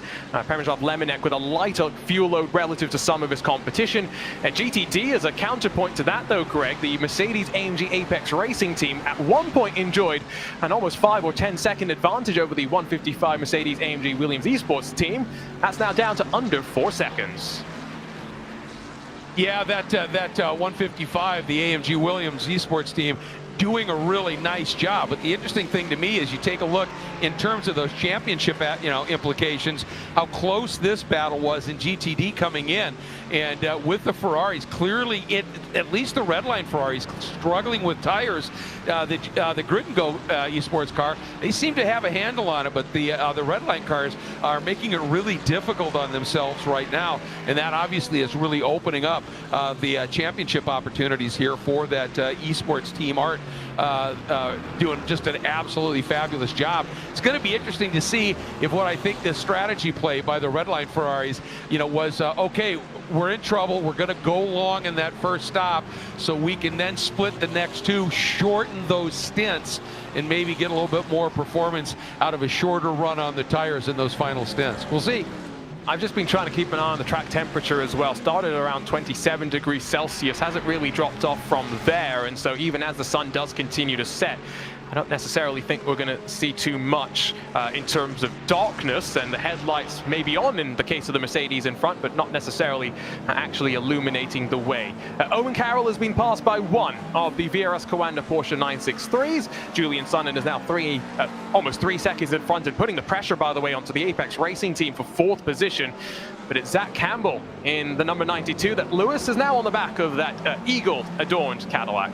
Yeah, I think the important thing to note from that is really, as you pointed out correctly during the pit stops, is the fact that Porsche Coanda are going through driver swaps, and I'm assuming that they will make driver swaps on each of the stops this afternoon, which you might sit there and think, well, that's a bit weird, only doing like 40-minute stints and then jumping out. I mean, this circuit, we've discussed this a lot beforehand, especially in the real world, but even in the sim, it's so brutal in the demand that it requires of your focus that it is exhausting to drive around, especially if you're doing what Porsche Coanda are doing today, where they're not thinking of any fuel saving. It's literally, it's going to be 4 sprint races, 40 minutes here, 40 minutes there, 40 minutes there, 40 minutes to the end. And so, to be fair, doing a 40-minute stint, jumping out, letting your teammate go, it's not going to add any extra time into the pit stop, provided that you're doing the fuel and your tyres to basically to the max. I think it's a fine call. I think it's going to be an interesting one as well, given that we talk about all of these strategy and setup things over the course of the season. Well, of course, new iRacing build a couple of days away, and the release notes slowly trickling in. GTP and GTD going to see both car updates, it sounds like. Of course, we're getting the brand new Audi R8 Evo 2, but maybe BOP adjustments that these teams and drivers all have to factor into their planning going to Daytona, which is such a unique race in and of itself. We've got less than 90 minutes to go. Let's run down through some of the highlights from the opening hour of this race here in the Sunshine State. And boy, what a spectacular sight it was to see the field ready to pull away. But the start itself maybe left a little bit to be desired. Full formation lap and then instantly didn't even get to the flag before they crashed. Plenty for race control to take their way through, but most significantly, BMW M Team Redline, the championship leaders, tangled up in that one as a handful scampered away at the front of the field. GTD, maybe not as dramatic, but watch the Simu5 Porsche at the front. The orange machine turned around by BS Turner's split liveried car. It wasn't going to replicate its victory from the IMSA Michelin Pilot Challenge earlier this year, and more drama for Dor and Drago further behind them. And then we started to get into the traffic after the opening laps. It started to build a couple of separations, and it allowed, as Sven Haase struggled in the early stages to get the tires up to temperature, the likes of Dino Lombardi try and look around the outside, but it was going to open up a door that the Altus Esports camp would have preferred to be shut into the wall. And then from there, further struggles saw Lombardi's 143 drop down the timing order. Owen Carroll has been running quite well in the Cadillac for XZ Racing, but ran a little bit wide at the opening corner all as he was being hunted down by the likes of the Race Clutch Acuras, maybe even the Acura for Drago Racing as well, which has been slowly working its way forward in terms of strategy. Very important as well, given how close some of these fights have been, to try and take advantage of your moments in pit lane, to find the gaps and the pockets to drop your cars into. And when you have to be aggressive, like Michael Romanidis was there, to be aggressive. And, well, Hemejov Lemonek was the one that was going to be the most aggressive. He had made a very, very daring dive to get past the 92 initially, and then around the outside of the corner with a million lines, Sunset Bend, no match for the number 69 as Lemonek continued his charge up towards the very front of the field. It's been a good day for Altus in their Cadillac as well, as they work their way in third overall. But as we check back in with the Urano number 90, the BMW M Hybrid V8 that Lewis started at the very tail end of the grid after Hoffman failed to set a representative qualifying lap. They're up into 8th, and with their main championship rivals, they're down in 17th spot. Yeah, champions in our BMW M Sim Cup, obviously taking part in this car. Obviously for them, it's a bit of a concerning time as they are approaching the end of the Urano camp in the sim racing world. You can see the live points there on the right-hand side. Big drama, of course, for the BMW M Team Red that they'll be dropping right their way back. And of course, the race winners in the first round of this championship retaking over top spot at the moment. It's going to change because Drago Racing have just jumped into pit lane. We knew they had slightly short-fielded the car, but with an hour and 20 minutes to go, it guarantees them another pit stop from here, but also a bit of an interesting strategy is what they want to do with Jakub Maciejewski is going to take over. Will they put Lemonek back in after 45 minutes is complete? I suspect not. Half the race done by one driver. The other driver is going to take on over as Dominic Hoffman sends a move up the inside of his sister GTD machine. Sometimes that's a benefit, I guess, Greg. If you've got a team car in another class, you can maybe be a bit more aggressive with them in traffic, knowing they'll give you some space. Well, you would certainly hope so, right? I mean, obviously, you know, you're going to have the team manager, the drivers talking to each other, saying, look, I'm coming through. His team car way up on that curb, gave him tons of room to get through. Clearly working very well together. You know, a couple of things here. You guys talked about it, Lemonek. He went off like a scalded rabbit after that very short stop. He built up about an 8-second margin before he, you know, came into the pits, knowing that at some point they were going to have a long stop or a couple of longer stops, and he really went hard for it. I think the other car to keep an eye on here for a couple reasons is the number 4 CrowdStrike Racing Acura. They had almost a 50-second stop on that first stop. Obviously maxed out their fuel, and it cost them in terms of track position right now. But while others have to make longer stops, they can now pick and choose these shorter stop opportunities. And with the problems for the Team Redline BMW, you know, in terms of the championship, Urano looks good, but CrowdStrike not that far out of it. And if Urano runs into any snag here and CrowdStrike can really execute, they could be in a good championship challenging position going into Daytona, guys. Look at the GTD points as well, or don't, as Mercedes AMG have their little advantage up towards the front and just building that gap as well with the Redline 170 back in 6th and maybe struggling in the conditions we have now. That's the 4th place, number 91. That's on the back of the Apex Racing team car because back into sequence of pit stops, it would seem. Orion Race Team is down on the lane in their Porsche 963. If you can make it to the end with, let's say, 31 laps of fuel, like the CrowdStrike Racing team did. I don't think anyone else is going to be that crazy at the front of the field. But Lewis, does that open up the final pit stop window to be as early as maybe 48 minutes to go or something like that? Maybe. Yeah, I mean, look. The thing with them is that they can definitely save. They've been able to save quite a lot of fuel. It doesn't mean that no one else can save that kind of level of fuel. As once again we see a little bit of a look from VRS Commander trying to get the inside, obviously the battle here for the 3rd position. It doesn't mean that anyone else can't save that level of fuel, which means that the final stint might be a little bit longer. That's obviously a bridge they're going to cross later on. Strategy-wise, it's very hard to predict what's happening in the GTP category, other than the fact that CrowdStrike are pulling off the longest stints. I think a lot of people are kind of trying to play their cards fairly close to the chest. The only one that we kind of had a little bit more knowledge of what was happening was the VRS Commander, although I think they've been saving an awful lot more on this stint than what we saw on the opening stint of the race, where they literally went for the 40 minutes and not a single bit more. Altus Esports obviously onto pit lane. And so is Owen Carroll. So will it be Casey Kerwin to take over, or will Carroll do another short stint before handing over for the final 45 minutes, just based on the track record of some of the other teams coming in and doing driver changes right now? I would assume that it's going to be the driver change happening in this cycle of the race. Speaking of driver changes, as the Delta Sport Lamborghini slightly holds up Peter Berryman coming out in towards the hairpin, but Sonnen going to be a little too far behind to try and take advantage. I just noted that Pemijov Lemonek has just gotten out of the car and had a technical issue. What perfect timing, Greg. Unbelievable. A technical issue. We don't know what it is, I would guess, but unbelievable. I mean, after the drive that he put in and just absolutely storming, that's just staggering. I mean, he was up 14 spots when he got to the lead. That's just superb. Yeah, it's gut-wrenching. I feel like sim racing in general is one of those things where when it goes great, it goes great. When it goes bad, it goes very bad. And the problem with that as well is, Lewis, at least you were in Sweden a couple of weeks ago. We were in Saudi Arabia. I was in Laguna Seca. All sorts of LAN events. At least when you have a problem there's people around you that share in your frustration. They understand and can empathize what you're going through. It's not to say that your family members don't appreciate how seriously you take sim racing, but they're not going to understand just how gut-wrenching it is to be crashed out of at a start, for example, of a race like this. Yeah, when you put in that kind of preparation as VRS Commander, the 91 and the 92 both onto the lane. So your Honor Esports data group will work their way up. We expect that car to go a little bit longer anyway, along with the CrowdStrike. Not quite as long as the CrowdStrike car that's coming through now. Or that might be Wave Italy, actually. Or the Race Cars car, who knows? They're black and red. The people, please stop making black and red cars, please, for goodness sake.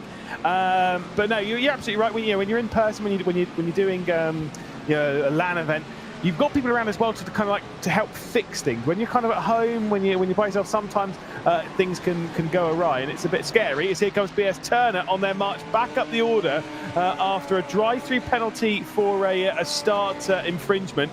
I say start infringement, they literally detonated someone into turn 1. But they are working their way back up the order, thankfully. They've clearly got some great pace around here. I mean, that we knew. Think back to BMW Sim GT Cup, what was it, 2021, Red Line versus, it wasn't BS Turner, it was BS Competition, but Rainer Talvar, Phil Denez. Surely it wasn't 21. Was it 21 or 22? Surely it had to be 22. It was the GT3. It was the GT3, it was the M4. Yeah, it was. You're right.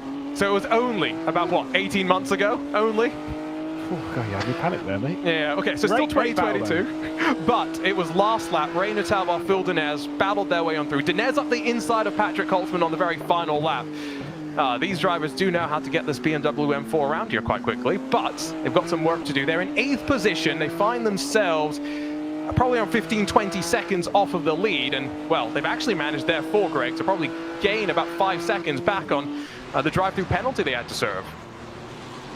Yeah, and those penalties obviously just wreak havoc on any kind of a strategy you have, and it can just change the dynamic. And that's where you need a team that can react like that. That the drivers know what to do, obviously, but that the team can quickly look at things and go, look, we've got to just make this adjustment. You've got to just drive like the wind right now, and he is doing just exactly that. Rainer Talvar is getting around in Marceno, and he's not that far adrift of the 171 Redline Ferrari in the hands of Josh Thompson. There you can see it just flash out of view.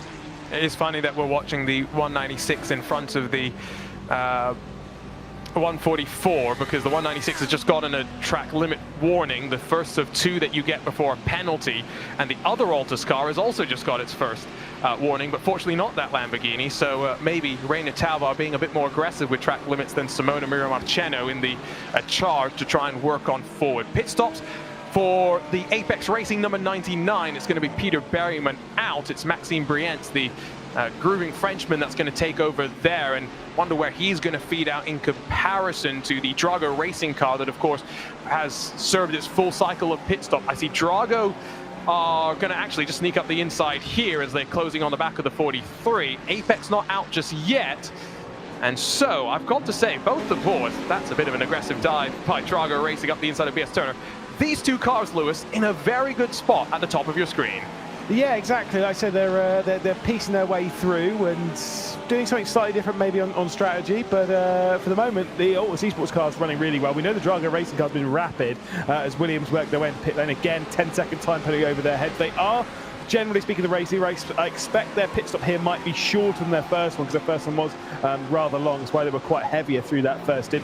By the way, I did get a message from Jürgen van Bergen, obviously head of esports at Raceway, who said about black and red cars. No. Oh. So, well, touche. Well, throwing my comments into the bin. Thanks, Jürgen. What you need to do is tell Jürgen that we and need now to... he's listening. You need, Jürgen, change it to an Alpine Esports livery for the rest of the series. Exactly. But then it's blue, black, and red, so it's not much better. Well, it is better. I do like it. Oh, is that pretty? Livery. That's the Williams Esports car into pit lane, by the way. Matt Farrow going to take over from Josh Ladd. So it seems as though this midway mark of the race where everyone's going to do the driver swap around. Danny Lorenzo takes over in the Urano number 90 from Dominic Hoffman. Let's not forget they are up a remarkable 15 positions so far. Where does Matt Farrow feed out, though? Plenty of clean air, but also, Greg, back into the net overall lead of the race. Yeah, and they played that to perfection. I mean, you look at the gap that he has right now. Nobody behind him that's going to run up on him super fast on his cold tires, and clear track in front when he gets those tires warmed up to just be able to fly for a little bit. That was really read beautifully by that team.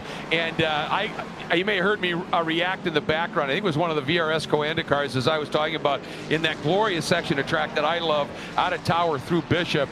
Did an inside then outside move through some GTD cars, threading the needle. Absolutely spectacular. That's high-speed sports car racing. That's that high-speed game of chess played at its very finest. Just beautiful. Split-second decisions as well being made.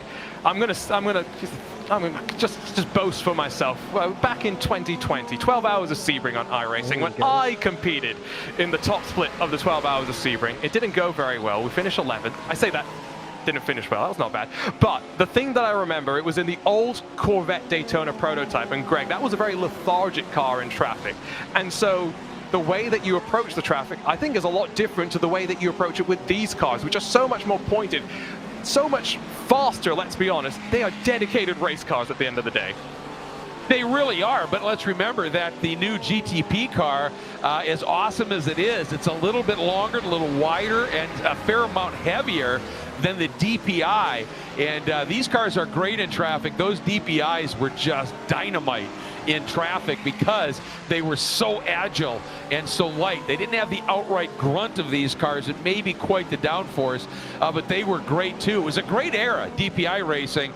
And now these cars, as they continue to evolve these machines, they are going to be every bit as spectacular. But yeah, you're absolutely right. You know, the downforce and the fact that these cars point incredibly well, as you said, not as lethargic. And this is an absolutely beautiful run.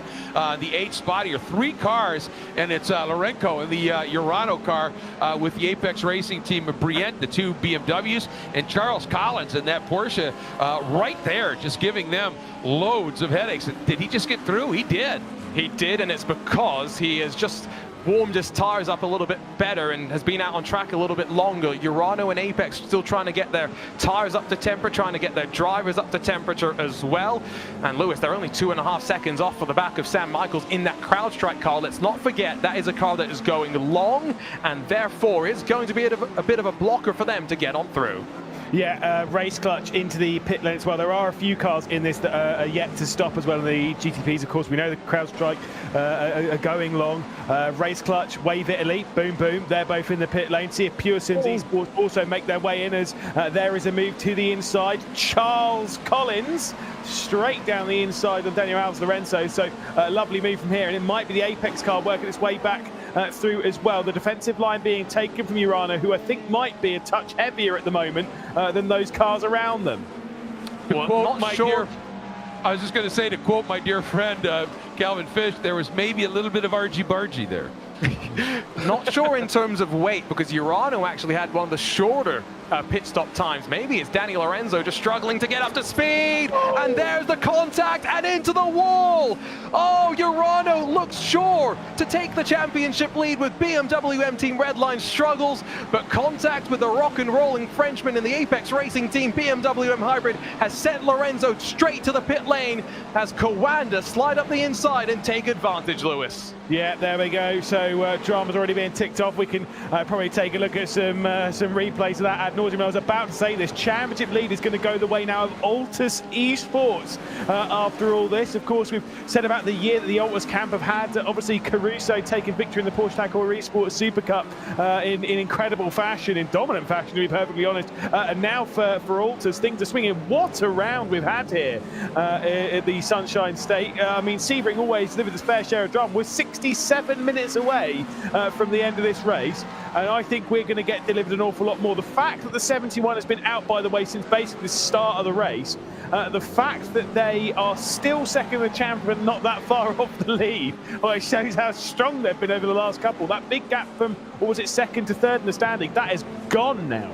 And it's going to be a similar case for Urano, because the points as they ran probably not going to change too much for them, because there's only BMW M Team Redline and Obsidian behind them still running, so they're not going to lose too many points. It goes to show how important it was for them to grab that advantage at the start of the season.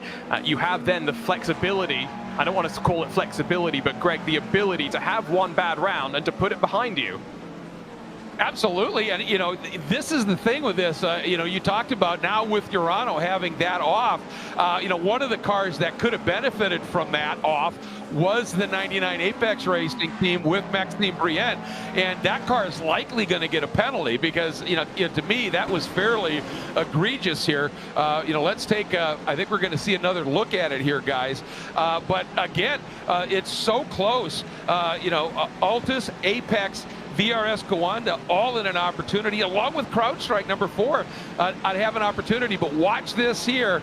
You know, is it too late? I mean, wait, yeah. So going back to the Lemonette incident, Lewis, at least he got to the inside and was given some room. I'm not placing blame in this case. I'm just saying that Briant went for a gap that was never there. Yeah, exactly. The wall sticks out quite a bit there on the inside. If you're going to make a move there, you have to be fully committed. To be fair to Brienne, he was fully committed, but it weren't on. There's a time and a place for that move. 65 minutes away from the checkered flag and that kind of train. That ain't it, Chief. So sorry, but that ain't it. And so, unfortunately, I don't see anything else in that incident other than it being pretty much a slam dunk penalty for the Apex Racing Team. Did I pick them as who did I pick for winner in this race, by the way? Was it the Apex? It was, because I said I wanted the shirt. I picked Williams. I was talking about the GTD category. I picked Williams. Greg, who did you pick again? That's a world-class back pedal there, my friend. I like that. He picked Altus. I picked Altus, but in that moment there, you know, at a certain point, it looks like that gap's there, and you think, okay, he got alongside. Doesn't he have that corner? No, because that driver at that point, his eyes are up through the corner. He's already starting his turn back in, and there's no way he knows that move was made. And you've got to be, you know, obviously you need to be opportunistic, but you have to do it with just a smidge of common sense. Yeah, the benefit we have in the sim racing world is you do have a spotter, even in these road course races, that can help you. But when it's a move that late, there's not much time you have to react. And people may say that, oh, championship contender, they could have backed out the Urano car. It's not time to back out in that situation. No, he was already turning. And all the hard work from Dominic Hoffman now unfortunately comes to an end, and I have to assume they will try and get that car patched up at the very least to ensure that Redline don't jump in front of them and grab a couple of extra points. But it does mean the championship is quite close, and now it's a battle between Greg and myself of our picks, because Williams Esports 10-second penalty at the end of this race, of course. The gap back to the Altus Cadillac is 9.5. Drago Racing with the shorter pit stop that they had for Lemonette now in the past. They're on the back of the Altus 43 as well. And CrowdStrike, who we are expecting to cut out a pit stop, Lewis, are in the top 5 right now of the class. Yeah, like we say, that's this is not going to be a race-winning strategy for CrowdStrike. It's certainly not. We know that. That's fine. Everyone now in the GTP category has got one more stop left to go. The CrowdStrike are the one where they're shaping out a pit stop. Blah blah blah blah. That's great. If they can get themselves inside the top 10, top 5, whatever, it'll be a very successful afternoon. I think the idea of them getting inside the top 5 is unlikely with where they are, but maybe a top 10, as we can see James Armstrong in the Pure Sims car right over the rear end of the white and pink machine of the Arnage car, and it's all pretty close back here, but no real switches. By the way, it was Ross McFarlane on the back of Armstrong, not the other way around. I've got it, don't worry. I know how to read the timesheet. You were just reading off the screen instead. Not the screen. The graphics led me astray. Graphic man! Blaming the people behind the scenes. Lewis is about to get turned off on the audio. What I will say is... he is a race driver at heart, isn't he? Although really is. Wow. Anything that's not me, I will blame it. I was going to say, though, that is great to see the Michelin livery, of course, on display. Yes, powered by Pure Sims for this tournament, for this competition. But of course, Lewis, some changes behind the scenes going to be coming. We mentioned that Urano, of course, coming to a close at the end of the year. Pure Sims in their current guise also going to be coming to a close, I guess, at the end of the year. Well, you know what I mean. Do I? Do you not know what's happened this past week? I do not know what's happened this past... Mate, I've been in Portugal playing golf, having a great time. I've turned off all this sim racing nonsense. What's been going on? Give me the... Are you not allowed to say? No, the scoop. I thought you were all on social media, but no. Pure Sims, a lot of their drivers will be leaving to go and join up with what is now a new team called WSR Esports, partnered with Buttkicker for 2024. They're competing for the rest of the season under the Pure Sims banner, but yeah, I'm going to have to get with you, Lewis, after this one to talk more about the T, but we'll get into that later. Casey Kerwin, we chatted with him slightly earlier, and Greggy's on the back of Maxime Briand. Yeah, and, obviously he wants to make good for that problem that he had at the Glen. And, before that happened, he was driving brilliantly at the Glen. A lot of speed, was doing a nice job. Just, that bus stop, the entry in just caught him out, and he had his issues. He's coming. But I want to point something out here. That CrowdStrike number 4, now in the hands of Sam Michaels, that Acura, they did a really long stop. Their previous stop was almost 50 seconds after that short one. So they're back in sync, I think, on their fuel. They are incredibly well placed right now to have a shot at this podium, and especially with that Williams Esports team having that 10-second penalty. Yeah, they're up by over 11 right now, but we'll see what happens after those stops. With that Drago car, they have played this game absolutely beautifully. Yeah, Jakub Maciejewski has gotten in front of Marcos Nunez, who is stepping in to replace Oscar Mangan for this round.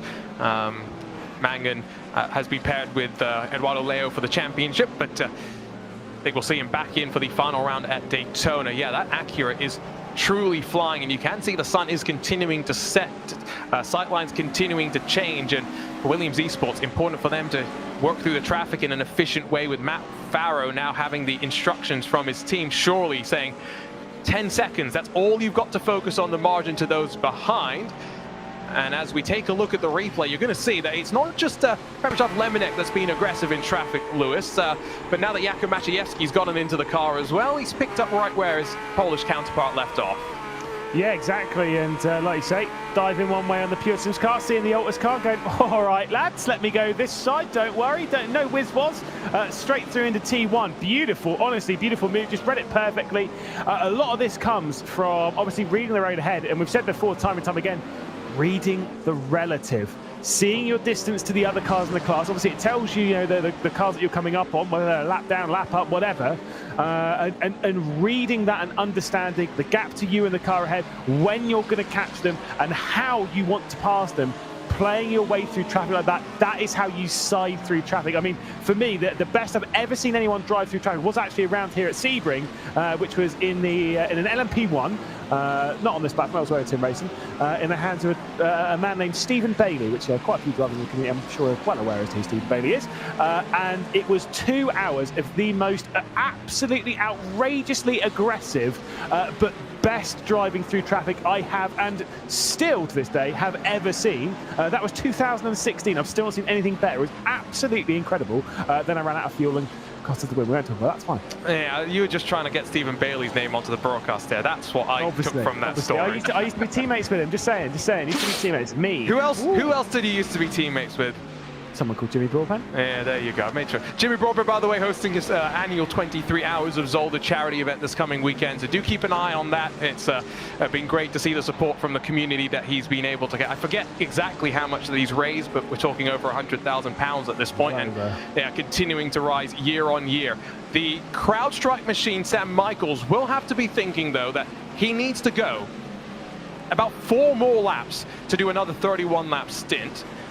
That will get him to what I would say is a point where, yes, he has cut a pit stop out.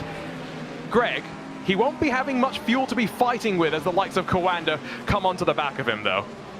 Well, exactly. I mean, he's going to have to be dealing with, just fuel save to get to that window. But the problem is that then you have to fuel save in that final stint too to get to the end, and that's where suddenly you've got and a big spin here. Look at that. Just locked it up and was very fortunate not to get into the barriers. And I'll tell you what, great replay right there of catching that. But when you do these long fuel saves to drop a pit stop, it's not like in that last stint, okay, we're golden, we can just let it fly.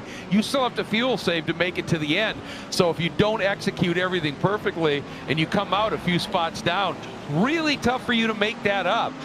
So you're playing a long game for maybe a podium, maybe a top 5. It's tough to make that work for a win, as Lewis has said. And Lewis, the other thing with that move that we saw by Mazioski and the Drago car, in reading everything through there, the traffic, seeing what's happening, it plays into your key, the patience, because sometimes you give up half a tenth on the entry. When you read it right, you know that other car is going to lose momentum, and with the downforce we think he's carrying on that car, he then can make up almost for more than that relative to the other car by rolling much more apex and exit speed, and that's what he did to perfection. Taking a look at the GTDs, where it is BS Turner's climb through the field that's got them back onto the charge of Team Redline, but the second of their Redline Ferraris as the sun continues to set. Now, this is what we were so excited about, the fact that the changing conditions are something for the drivers to deal with, and of course, as we make our way to Daytona, more interesting situations maybe to think about there. So 91 in front now of the number 4, and now the 196 going to surely get in front of the 171 as Talvar lunges up the inside of Sunset Bend, and a hip check off the corner, bouncing off of the wall. Talvar does get on through, but you've got to assume race control is going to take a pretty dim view of that. Yeah, they're definitely going to take a look. Maybe caught a bump awkwardly there, did Rainer Talvar, like Greg was saying earlier on. The run through the corners on both Sunset and at Turn 1, the fastest line may not necessarily be the one that you kind of like look at from above and think, that's the racing line. It's the one which has the least bumps in it. It's the one that kind of gets used quite a bit. Yeah, the one with the least bumps is the one you want to take to. And right there, it might have just been slightly offline from Rainer Talvar, straight into the side of that Team Redline car, which you can see. Woo! Man's angry behind the wheel, and understandably so. That wheel was just taking an absolute beating. I thought Kevin Siggy was behind the wheel there for a second. Yeah, you're giving some live event staff members a bit of flashbacks as to what Siggy can do to the equipment. Now, Thompson is known for being someone that can be a bit hot-headed and not knowing how to calm down. And as the 144 slides up the inside, Simona Miraceno will get on pass for 8th position. This is where, Greg, it's so important that whoever is talking in his ear is calming Josh down and saying, mate, it's okay. It's not great, but it happened. Let's just go on and deal with it. Yeah, absolutely. You need that person, you know, that is just keeping you calm. But I understand his frustration because he had given plenty of room to the inside for Raynar, and Raynar just ran him wide and just drove him into the wall. It wasn't a massive aggressive move, but he clearly ushered him into the wall, and that could have damaged the left side of that car. If you know, look at the front there, that you know, there could be damage on that outside of the splitter and diplane on the front that's going to upset that car. I don't blame him for being really upset. It may have even knocked the toe out a bit. He's in trouble. He's pitting. And it's right on cue as well, potentially, to get that car to the end from here, of course. You need to make sure, if you haven't done a driver change just yet, 45 minutes the minimum drive time. Make sure you're in the next 8 minutes or so. Here's another look at it. In towards Sunset Bend, the corner with a million different lines. Talvar up the inside. And it's here as he gets onto the power, Lewis, that the issue starts to build.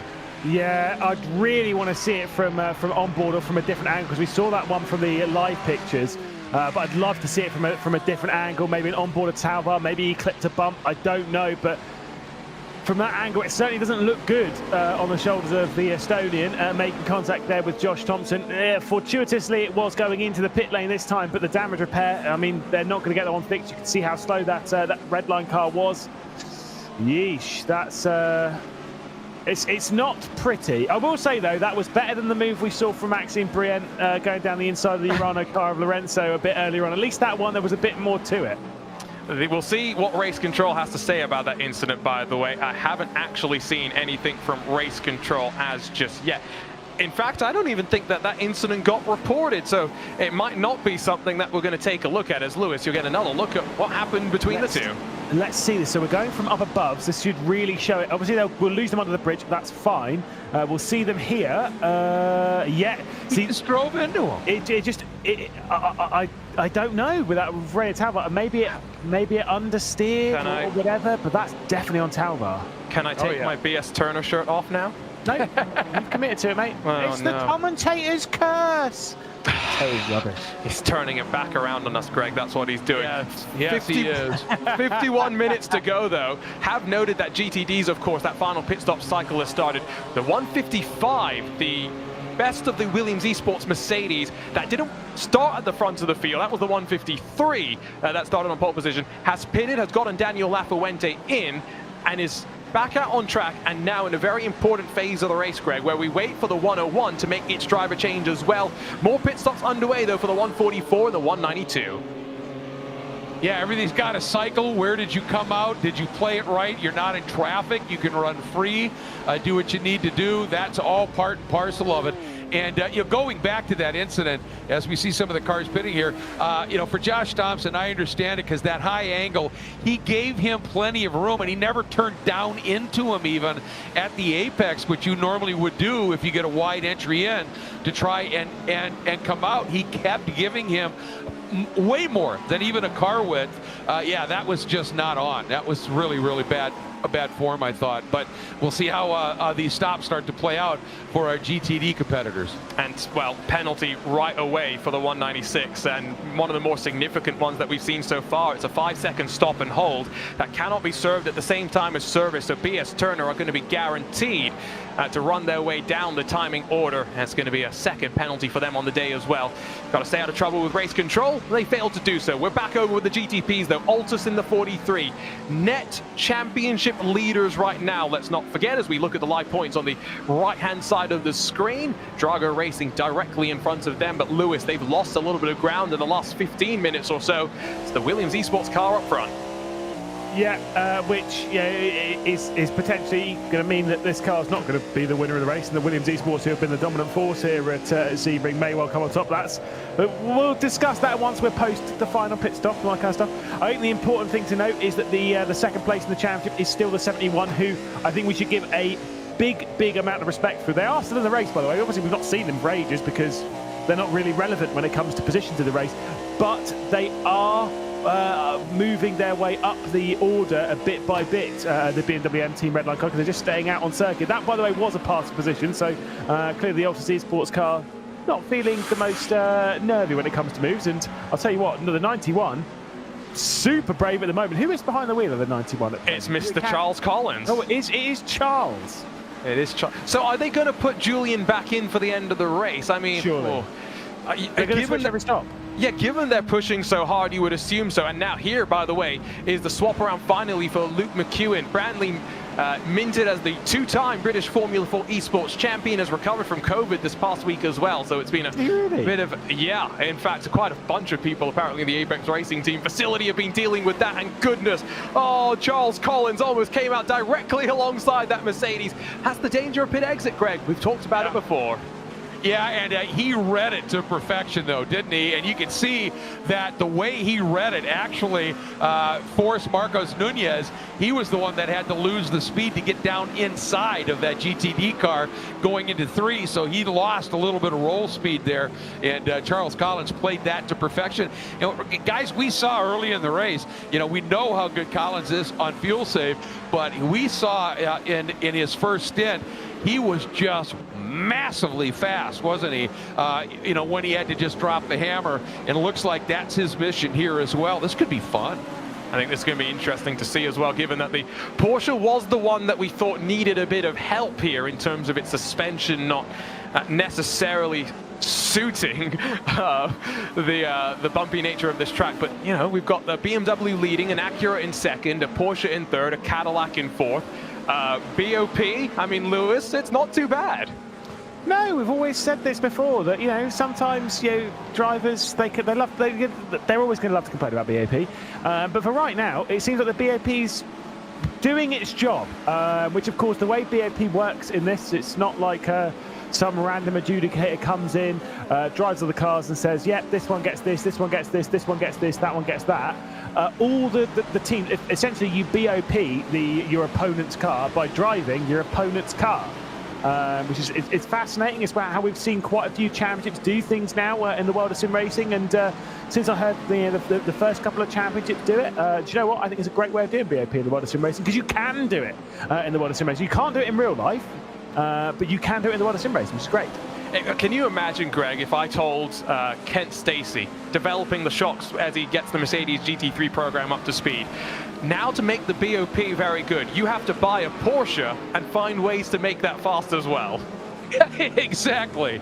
It's a very unique approach, but if you're running that Mercedes, you're going to drive the wheels off that Porsche to show as much speed as you can, hoping that that'll get reined in a little bit.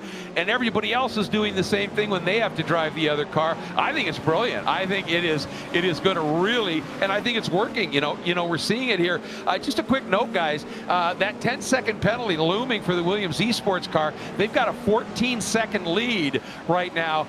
They got that though with a very short stop previously, and as I said, that Drago car went really long on the stop, got a lot of fuel. That's going to even out. This is going to be fascinating between these two cars up front to see where they come out with that 10-second penalty playing in as well. I think this is going to be phenomenal. Thank you so much, by the way, for joining us as we get ready to head into these final 45 minutes of action in the third round of the IMSA Esports Global Championship. No matter where you're watching around the world, on the iRacing Esports Network on IMSA TV. Glad to have you along, and do not forget, as we work our way to the 16th of December, to the final round of the IMSA Esports Global Championship, there is a chance for you to get involved. The IMSA Esports Open Challenge will kick off its time attack qualifiers. Oh, there's a car off the track, and that's the Pure Sims Acura that's running down in 10th position. But to get back to the point on the IMSA Esports Open Challenge, time attack qualifiers start this coming Wednesday. You have until Sunday to set your fastest lap in any one of the GT4 machines, and we'll take the fastest 5 drivers from each car and let them loose for 20 minutes of racing at Daytona before we get started with the final round of the season. And Lewis, I think we're going to be quite interested to see which teams are out there and which drivers we'll get to talk about as well. Yeah, I mean, look, it's going to be a little bit of a build-up into that final round, and to be fair, it's going to be exciting. Obviously, me and you, we're going to give it a go. We're going to qualify our way, and we're going to commentate on the race whilst being in the race. You know, I feel like I've got a bit of a build-up back into the world of sim racing after I absolutely obliterated George Morgan by 8 whopping seconds in some TCR cars elsewhere in the world of sim racing. So, you know, just saying, I'm coming back. I'm going to take over. I'm going to be some world champion. Don't worry about it. As we ride on board with the Grid and Go car at the moment. This is the one running in 4th position, obviously behind one of the 2 Williams Esports cars, currently running in 3rd position, the 155.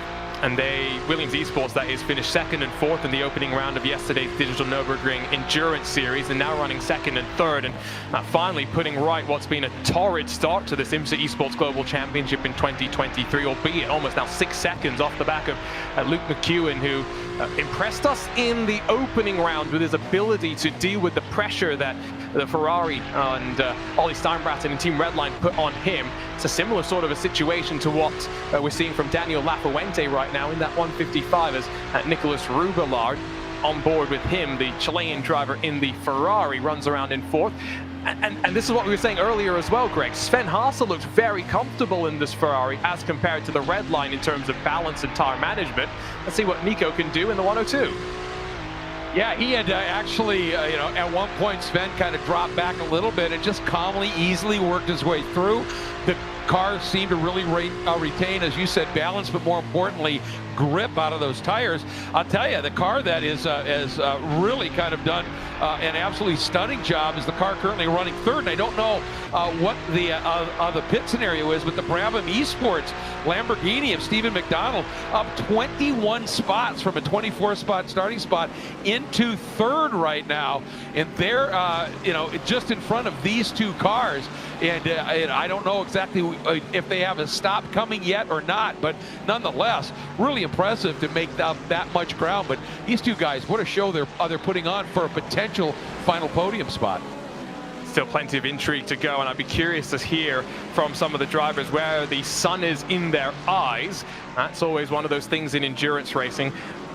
It's something we'll talk about more at Daytona. That's got the capability, of course, home of the Daytona 500, the great American race, to have the lights at full blast, but for the 24, to ensure the drivers are reliant on the headlights, we turn the brightness of the lights effectively down to...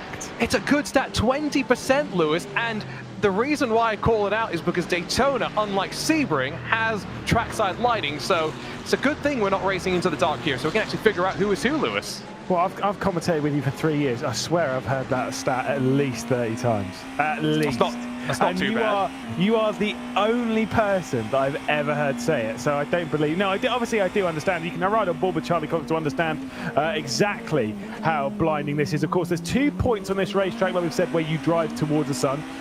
One is the hairpin. The second, you'll never guess. You'll absolutely never guess. It might be Sunset Bend. But still, of course, it does make it a little tricky to point out, although these drivers are so used to this kind of stuff now. They're well versed with circuits, they don't even really think about it that much, I guess. It's just a little bit annoying, but whatever, it is what it is. You can't do anything about it. Yeah. Just a quick little story on that. Back in the days of the legendary, the Audi R8, the R10, and even the little bit less legendary R15, when they were still open cockpit and when paddle shifting came in, we used to see drivers heading into the hairpin guides, and they could only do it with paddle shift, was they would be able to lift one of their hands, and they literally would have their hand in the air as a sunblock while they're making passes. I remember Alan McNish doing it frequently, making passes into the hairpin, one hand on the wheel doing the downshifts, braking, turning in, other hand up as a sunblock. There were moments when those open cockpit cars offered up a lot of interesting little moments. Yeah, I was going to say as well, that's something more that in the real world is of impact and consequence than here in the sim, especially if people know there's all sorts of tricks that you can do at night to give you a little bit more visibility. So pit stop's underway, and I was just going to call out that it's an important time for them as well, as Altus Trundle's down. Not sure if Marcos Nunes will stay in or hand the car over, but we were also watching for a moment as we checked back in with Rubilar and Lafuente.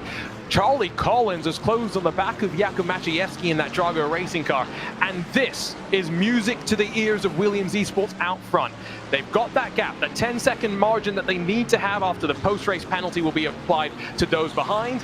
They'll be hoping that Drago and VRS Coanda will start to fight amongst themselves and increase that gap to those in front, and maybe, Lewis, a bit of an indication that the 11 is pushing I think they're about to receive their first warning for track limit violations in the opening sector. Yeah, but as Greg had pointed out, that the number 11, our race leader, they had a shorter stop on the previous. Obviously, they had a longer one on the first, short one on the seconds. They're kind of trying to take advantage of it. With there being less than a full stint, less to go, i.e. 40 minutes. As here we go, here comes the move. There is the one from Charlie Collins. Charles gets it straight down the inside and takes over second position. This car might be running a bit lighter, the 91 VRS Commander, as there is the move from the Grid and Go car. It's all starting to kick off here at Sebring. And it's as the GTPs are into their pit stop cycle, and all the GTDs have already finished their dalliance with pit stops. So Collins on through, not likely to head off to the pit lane this time by. You might see Maciejewski, and no, I thought he was indeed going to get onto the brakes and pull it to the right, but no, 40 minutes left to go. He'll stay on out there. Focus back in, though, on the fact that Rubelar has broken what was, Greg, at one point, a Mercedes 1, 2, and 3.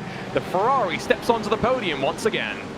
Yeah, they really got a handle on the setup on this car. Both drivers have done a superb job behind the wheel, and that was just one of those beautiful, decisive passes on La Fuente. He set it up, went through clean, and there was some GTP traffic around that. I don't know that he used that as a pick or was able to benefit from it, but just a clean pass. And that's what they've done this whole race. I have never seen at any point that Grid and Go Esports Ferrari in any kind of real trouble in traffic. They've just been brilliant. They had the one moment, Sven Haase on the curb to the penultimate corner, but that's about it, right? It's been good. I should just say, though, I've been singing the praises of that Ferrari. Greg, have you noticed that Gianni Vecchio is only about a second and a half behind them in his Ferrari for red line? Yeah, they've obviously been able to figure out, and remember that strategy where they were losing time, and I thought they're just gonna, they went as long as they could, to shorten the stints up.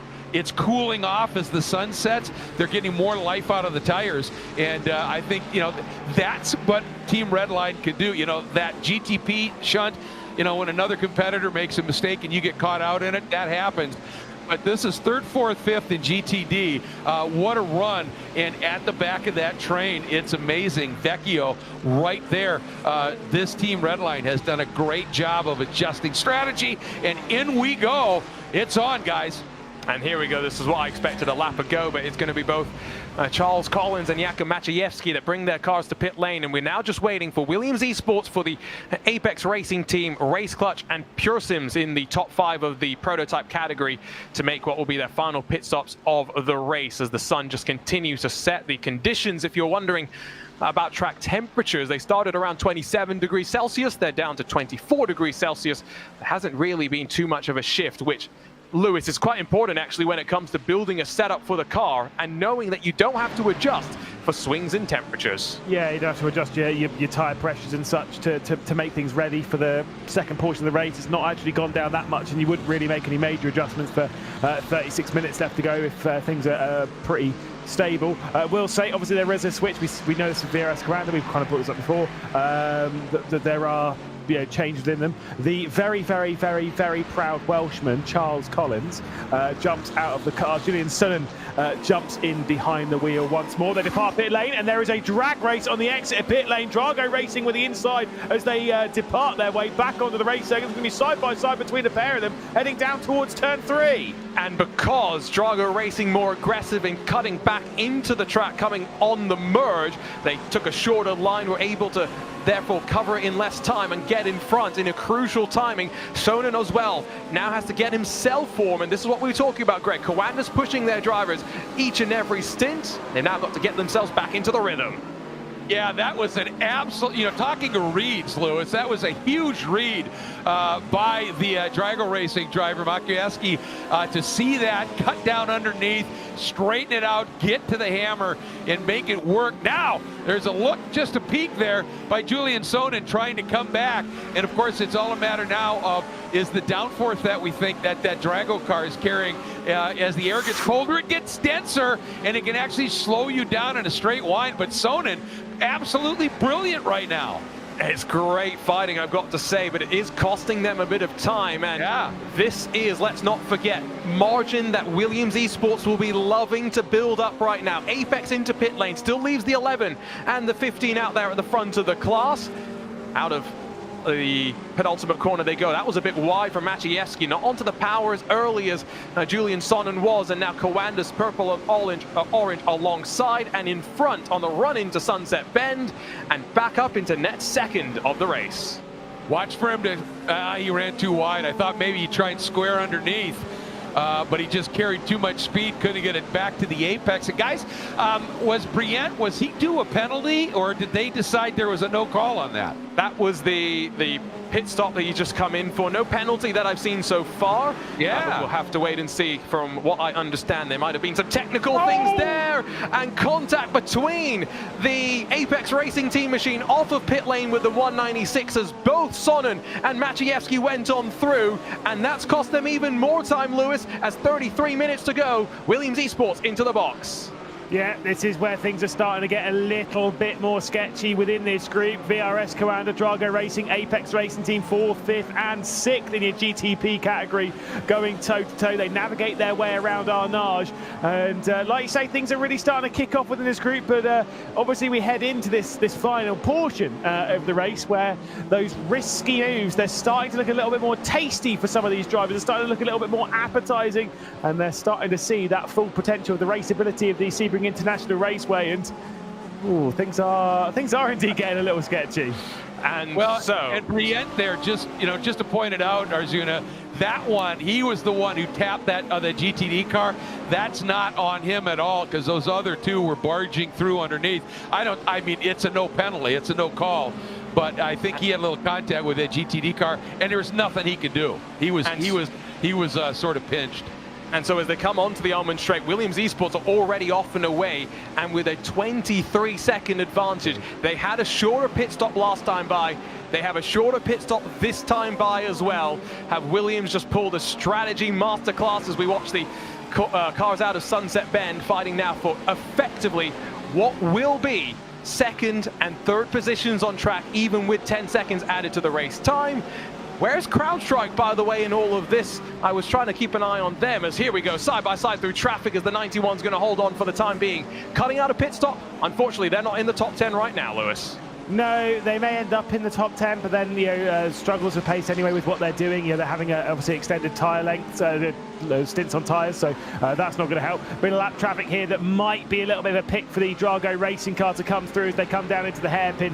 That one definitely wasn't on, and that was fine. It was well read, and that delay on the exit of the corner might work out in favour of Julian Sonnen, of course, in the VRS Coanda car, as it's going to pull a slightly larger gap now to around about, well, half a second. Massive gap, obviously, in this battle, obviously for 4th position. What it did do, though, by the way, was behind these drivers, Alexander Theba's gotten past the red line Ferrari of Josh Thompson because of that late move that I think might have even saw some contact. Drago pushing red line off the apex at the hairpin. It's the other of the red line Ferraris, though, that's up in front of Daniel Lafuente, of course, and onto the charge of Nicholas Rubilar and into Sunset Bend. Battle of the Ferraris, and Greg, it's red line back up to the podium spots. Boy, have they adjusted beautifully, and that was a decisive move by Vecchio, and that's how on that other pass that we saw, that attempt that went wrong, that's how you make that pass, and got down inside. And I'll tell you what, Team Redline have rebounded from that first stint tire problem and have done a brilliant strategy change. And even though that Grit and Go Esports 102 Ferrari has had a superb race, what a fight back by Team Redline. If you're wondering why, by the way, no penalty for what happened between the Apex Racing Team and the number 90 Urano GTP machine. The protest has come in, but it's come in after the window for reporting it. So there's going to be nothing there. It's a clerical error in getting the note to race control in time and not working out there. Off of, by the way, turn 5. That was a moment for Sonnen as he got onto the outside of the corner. Just so much want there and desire to get one car between him and the Acura in towards the hairpin as they get onto the brakes once more. And again, just a reminder, 23 seconds is that margin up to the front. Lewis, Williams Esports in a very tasty spot. They've been dominant. I mean, they great qualifying from Josh Ladd to have grabbed that pole position, and they've been absolutely flying in this race. And now that Race Clutch come into the pit lane, it will be Williams Esports retaking over the race lead. They'll see pretty much all the way to the checkered flag, you'd have to say. Meanwhile, in that battle for third position, the GTDs, Team Redline, Virtual Coach GG by Grid and Go, obviously very, very tight, and they are being closed in on by the Mercedes AMG Williams Esports car, a second and a half back. And they are most certainly closing in, especially if this Greek battle in the way we've seen. Oh, here's the exit car. Keeping an eye on lap times, by the way, for your race leader, still looking comfortable in that GTD class. Is back over to Casey Kerwin, who is just hoping to get through a race without an issue, I would suspect, after Owen Carroll, another pretty impressive opening stint in that number 95 Cadillac for XZ Racing. It's now about just finishing this one without a spin, without a crash. Problem is, he's got Zach Campbell directly behind him. That's a battle if I've ever seen one. The Georgian tucked up behind, racing, of course, from Germany as he makes his way out there for the Porsche Night of Champions and to now spend some time with his teammates. The number 92, after Michael Romanidis did qualify very well. We called that out at the start, Lewis. Michael Romanidis maybe slightly over-qualifying for where we'd expect him. Yeah, I mean, look, sometimes you hook up that lap, you know what I mean? You get that absolutely excellent one onto the timesheets, especially around here. You know, you hook up the bumps, qualifying so close and so testing. If you find that, you know, you just nail the lap, you get like that extra tenth of a second or whatever it is on the lap that maybe what you were expecting. And then bam, you can find yourself up even 10 positions higher than you were expecting. It isn't too much of a shock to see the 92 car drop backwards a little bit, but we know they've got the speed. They're comfortably running, rather. I can speak English, don't worry. Inside the top 10, and now pressurising Casey Kerwin, who he caught up with a little earlier in the broadcast. Hopefully being able to take this car to the checkered flag without any major dramas.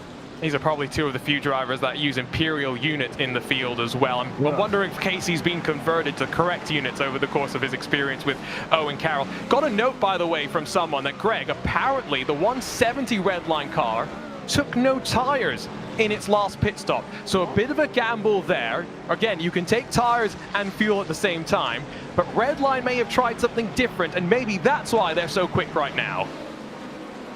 Well, it would have done, obviously, coming out of the pits, they were going to have more stick because the tires were going to be hot. But it's surprising, you know, given that they were dealing with some tire issues. You know, in the virtual game, I assume you could do tire pressure changes and the like. And we had talked about that as the temperature was going to drop, you might be able to get better life out of the tires. They made that play to get into a little shorter stint window. Whatever they've done, it seems to have worked. The question is going to be, will they be able to maintain this pace then all the way to the end? There's 26 plus minutes left of hard racing at Sebring. And where did you get that information from, Martin? Yeah. A certain Apex Racing team driver called Johan Hart sent me a message. Okay, I love Johan. Do you not believe Johan Hart? I absolutely do not believe Johan. I mean, look, the thing is, the pit stop time is exactly the same. It's expected, right? Because it's, you know, they can do fuel and tires at the same time. So that's not a shock. But if you're stationary at that time, why wouldn't you take tires? Considering we've seen the Ferrari, that Ferrari specifically, have problems with tires earlier on as well. I'm just saying. I'm just giving the information that I was reporting. I do not believe you for a single second. I think you are being trolled by a mysterious Frenchman. I've just thrown Johan directly under the bus as well. That's the last time I ever get any information from him. As we jump on board with Campbell's 963 Porsche heading in through this double left-hander before you're onto the brakes once again. Williams Esports 25 seconds clear right now. They are in control of this race right now. I just want to make sure we emphasize what an impressive drive it has been from them, because Greg, as we look at that sun in through Sunset Bend, as that Campbell's puts the eye over his head there just for a second, more combing his hair than anything, but 25 seconds, even that drama all at the start, it's taken a mighty effort to build that advantage for them, and we haven't seen them very much today. No, we haven't. And, you know, for them to complete this last stop with a 24-second lead is extraordinary, and they have played their strategy to absolute perfection, and we've seen that. You know, obviously a really good team, when you have a problem, you make your adjustments, and they've done it beautifully. Campbell's closing up. I thought he might try lunch there. But I'm not surprised they were able to do it, but I'm surprised at the margin they were able to do it. 24 seconds, 23 essentially now. That's massive to make up. But when you only needed 10, boy, they got their sums right today, guys. Very close into the braking zone, and that is one of the bumpiest braking zones as well, into the hairpin. When we talk about the strategy as well, it's a strategy that you have to lay out at the start of the race. There's no safety cars in the 2023 IMSA Esports Global Championship, so there's no adapting on the fly. Instead, it's very much all just about understanding at the start of the race what you need to do. Johan Haas, by the way, Lewis, has shot back at you and has said that the way that the tires actually work, the second stint is faster, but you risk the potential of a puncture. And so now, there's that skeleton rope that Redline is walking. How much do they push? How much are they trying to get in front of Mercedes AMG Williams Esports, get to second, minimize the points lost to the 101 that's out front? How much do they have to save tires with 23 and a bit minutes to go? Look, Johan knows iRacing a lot more than me. That's absolutely fine, as Vasilios Beletsios is trying to hang on against that Gianni Vecchio-driven car. At the moment, the 101, the Apex Racing Team car with 2 victories on the board, will take over the lead of the championship, but make a couple extra points for the 170 because he's coming through. Great move from the Team Redline car. The 170 working its way up the order, yeah, that was absolutely brilliant. And to a degree, Arjuna, that what he's saying might make a little sense, in the sense that when you run a tire and then you stop in the pits, it heat cycles at once, and it makes it a little bit more durable. You might lose a little bit of grip eventually, but it heat cycles the tire, makes it last longer. But as I said, coming out of the pits, you don't change the tires. Your tires are going to be a bit warmer than than other people out there. Interesting strategy. I was just kind of wondering there as well when it comes to all of these different things that are being attempted.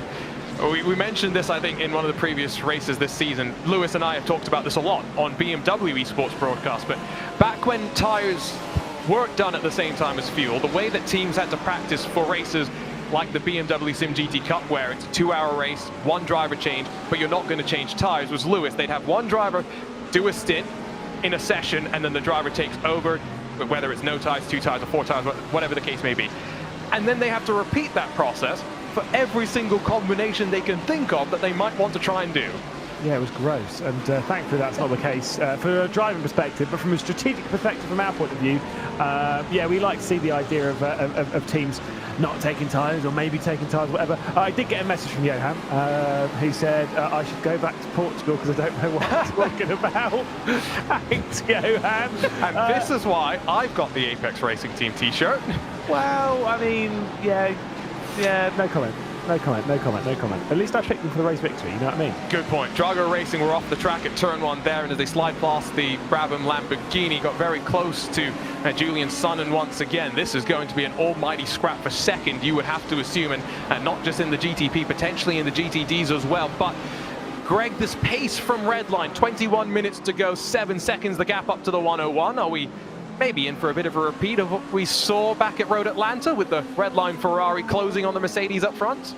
Well, it's, to me, it's going to be intriguing here because the lap times, they're not that far apart. I mean, their last laps were both 158s. So it's good. They're going to have to do something a little bit better here. This last lap, he was Vecchio's 2/10 quicker. I would love to see this get really, really interesting, but it's not absolutely impossible. I mean, Luke McCune is a great driver. We know that, but one little mistake, and this could all change, obviously. And we'll have to see late in this stint for Redline if those tires do go off just a little bit. Certainly. Beletsios is not out of it here in that Williams Esports car either. So there's drama to be had for sure in GTD. And what a dramatic race it has been. Right from the start, we've had, 2 hours and 20 minutes complete. About 20 minutes still left to go. Let's run you down through some of the highlights of what has been this 3rd round of the 2023 IMSA Esports Global Championship. It seems like so long ago when the sun was peeking up from the top of the horizon, so plenty of sunshine on the track, but It was a formation lap to then build into a opening lap to forget. The championship leaders, BMW M Team Redline, got tangled up in all of the chaos as the Williams Esports team would lead us in through the opening corner, and about 7 cars scot-free through the drama, plenty more sitting on pit lane to recover. And while the GTDs got away initially a little bit better, pure simu-fine, nothing really they could do as BS Turner up the inside, and there was going to be subsequent drama for the class as well. Door and Drago's, Ferraris and BMWs all coming together in the subsequent things. That was the Altus Porsche that was getting swarmed in the start. Dino Lombardi hit the wall and dropped down the order, but it was Brave Sens from Premysław Lemonek that saw the Drago Acura that started all the way down in 15th position climb its way up into the top 5 in the opening 30 minutes of the race. It would make its way to the lead in about the second hour of the race, though, as we began to see a little bit more frustration building from some of the drivers. The 196 was on its recovery drive and was going to make at least one clean pass as it was up the inside of the Altus Esports Lamborghini, the 144, but then drama. And for the Urano number 90, one of the championship protagonists, contact with the Apex Racing team, and Danny Lorenzo could do nothing except watch all of Dominic's Hoffman's hard work slide into the wall in a car that started at the very back of the field and clawed its way into the points, found itself dropping down the timing screens. The sun continued to set, chaos continued to rumble for plenty, but the likes of the Altus Esports Cadillac slowly working their way through the field, and a car that now inherits the championship lead just by virtue of staying out of some of this trouble. For example, though, they just had to lift off the throttle, breathe out of things, and the Arnage competition BMW checked them up, and Drago Racing were able to get their way on through. Pure Sims would spin their way around, and a handful of incidents in this second hour of the race, but this was one of the major talking points. BS Turner up the inside of Team Redline. It was tidy initially, it was clean, but then banging doors. The BMW tried to just run itself on through the corner, and immediately a penalty. 5-second stop and hold was applied. Race control had been plenty busy today. Arjuna Kanki party alongside with Lewis McLeod and Greg Creamer here on the iRacing Esports Network on IMSA TV as we check back in with the live pictures. The sun descending below the horizon, and Julian Sun and Lewis still defending from Jakub Maciejewski. Yeah, doing an absolutely incredible job at the moment is the 91. Just keeping at bay the 69. The Apex Racing team's not been able to join this battle as of yet. Maxime Brient trying as best he can to close his way into the fight for the podium, but at the moment, this is where it all is. Drago Racing on board with Maciejewski, trying to find some form of pass. He might need to use a little bit of traffic to pick his way past. The sun, as you'll see as we go out onto the Ullman Straight, has pretty much dipped below the horizon. It's just the glow of the sky at the moment. It's a very orange sky as well that now has, at least in this part of the track, maybe turn 7 as well, become a little bit easier. Headlights being illuminated, but maybe not needed to pave the way just yet. 17 minutes to go under the bridge at sunset. They will bump, and just look at how bumpy it really is, Greg, as they try and get their way off the corner. And the Porsche, again, just to reiterate, one that we thought might be a little bit weak in terms of its suspension and managing over the bumps, but the way the BOP's played out, it's looking about as comfortable as you want, a little bit more comfortable than the Acura behind. Yeah, the Drago car running real wide there. And just watching, their approach here, I really do think that Drago car, they've got a bit more downforce on that car, just the way that it loses a little bit of distance on the straights, but it's rolling more speed through the corners. And as the sun sets, that's going to get amplified on both sides because the ambient air is going to drop. And as that gets colder, the air gets denser, and that aero effect for the Drago car, it's going to get really good on the older tires late in the session in the turns, but it's going to get draggier as well. Lewis, what are you looking forward to this coming Tuesday? iRacing Build Day. It's always a lot of fun. We've got an Audi joining the mixer. I saw Mugello, a new track being added for road course racers. Okayama's getting a full rescan, a track that I'm sure plenty have driven across of the iRacing universe. Oval refresh, 3D curbs, all sorts of things. What are you going to be jumping into first come Build Day? Do you know what? I might give these a go because, like I say, these are getting a little bit of a rework. Not too major, but there's still stuff going on. So probably that kind of thing. Although I do like myself a little bit of the Audi. I do remember when the old R8 came out, and it was around here actually. And I remember I did an awful lot of laps in that car. I actually started to enjoy sim racing for a little bit, and I realised I hated myself. Don't forget, new memberships, iRacing.com, 50% off if you want to join in with all of the fun. Especially important given that rain is getting closer and closer, even if it's not available just yet. Well, the reason I had to say is because I saw Matthew Trivett, Sadicist himself, speculate that we might get rain, I think, for Daytona in this final round of the IMSA Esports Global Championship. No, please don't do that to me as the series director. There's already enough craziness that we've got to organize, because if you go to iRacing.com/IMSA-esports, you can learn more about the IMSA Esports Open Challenge, a 20-minute GT4 support race that you can qualify in via the iRacing Time Attacks opening up this coming Wednesday. Battle, by the way, for second in GTD is gone. It's now a fight for third, and it's swapped around. Nicholas Rubilar in front of Vasilius Belitsiotis, as Williams, Greg, have dropped off of the podium. Yeah, just a huge surprise there with how well they had been running. But to me, the real surprise is the pace of that number 170 Ferrari from what we had seen earlier. The way that it's running now is just really remarkable. Oh, the 43 there of Nunez getting absolutely parked at the midpoint of Tower in traffic. Not what he wanted, as he's trying to close down just a little bit. But just a remarkable recovery by the Redline team, and the virtual coach Ferrari still there in that podium spot now with that the two Williams cars off the podium. Have just seen as well that we've had our first track limit penalty come in. So the Altus Esports 143. Jordan Caruso did say that he didn't have too much practice, and he's struggling to keep it within the confines of the track, it would appear. As we jump on board driver's eye view, if you jump onto iRacing, this is the perspective that you would see, albeit with no fuel warnings necessarily poking your way with still 13 minutes to go. It's out of the final corner, though. You can see just how much, Lewis, they get up to the wall, riding that banking effectively out of Sunset Bend.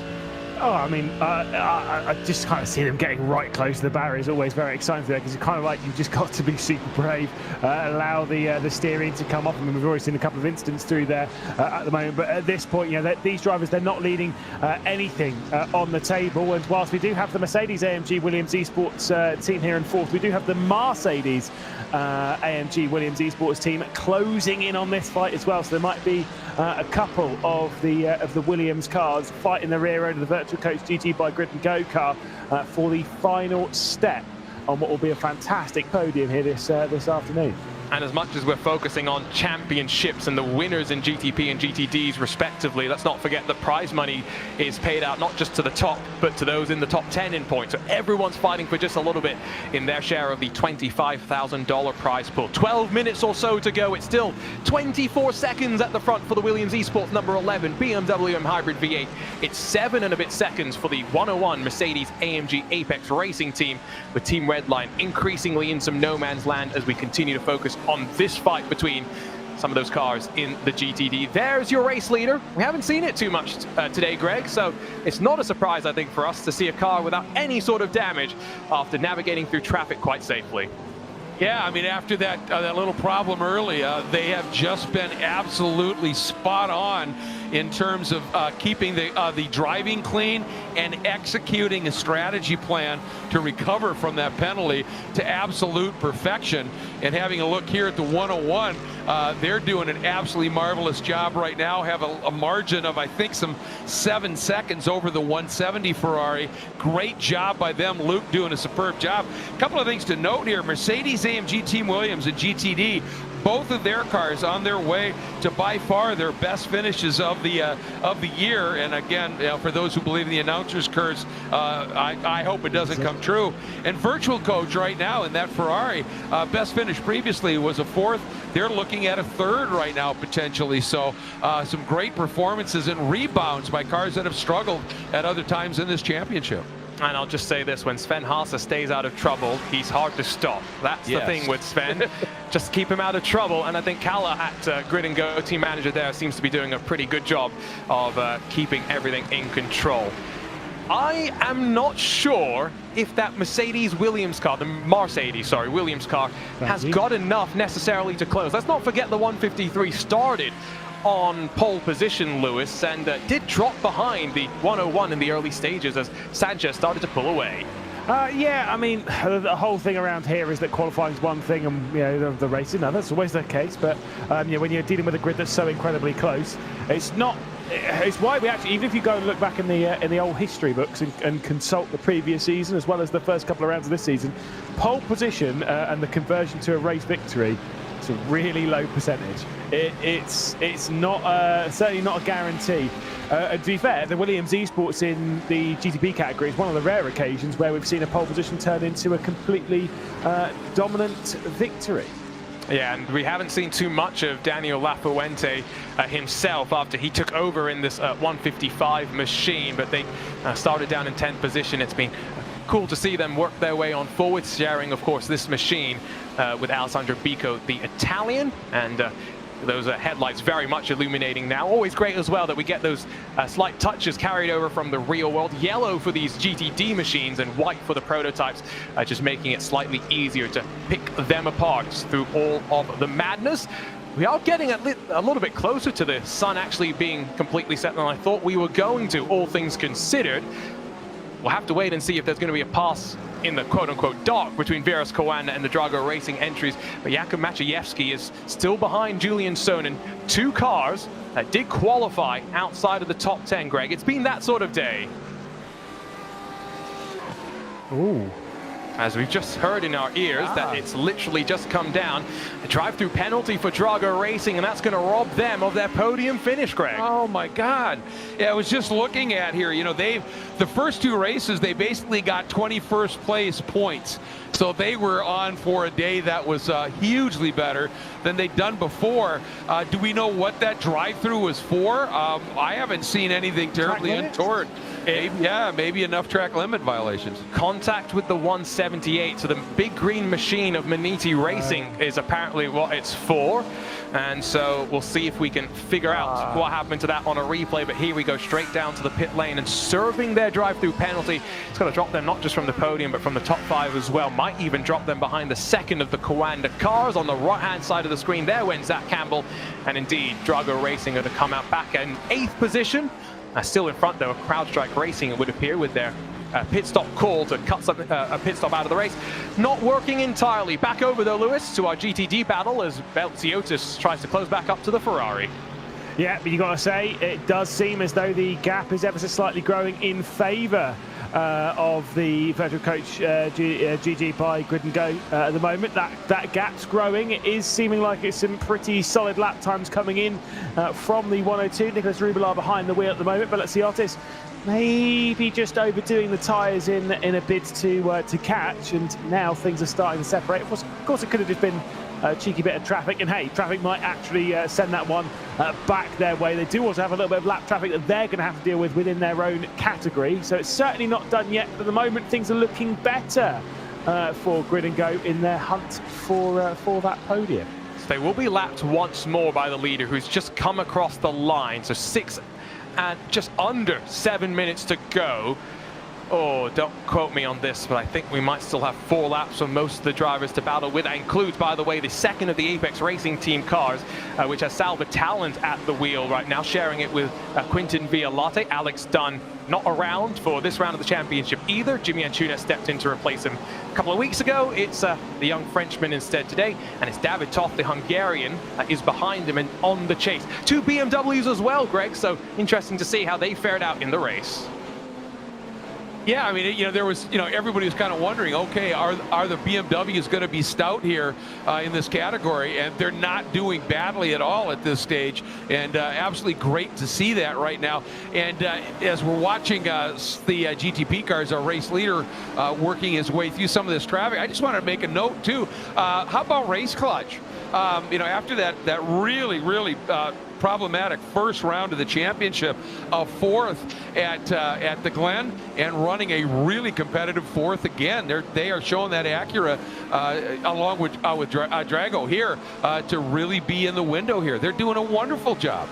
Yeah, and Race Clutch as well, a team that have so much history across of the sim racing world. Peter Zuba and Balish Reminick, the 2 drivers that they've got for that number 15 here today, have been able to stay out of trouble. And remember, Drago Racing was really putting the pressure onto them in the first stint of the race. It's played out in a direction, though, that's worked out for Reminick, who's going to bring the car to the end in 4th. Not sure how the live points are shaking up right now, but of course, Altus are down in 5th position. Lewis, I get the sneaking suspicion that once what was once looking like a two-horse race in the championship is suddenly going to be wide open.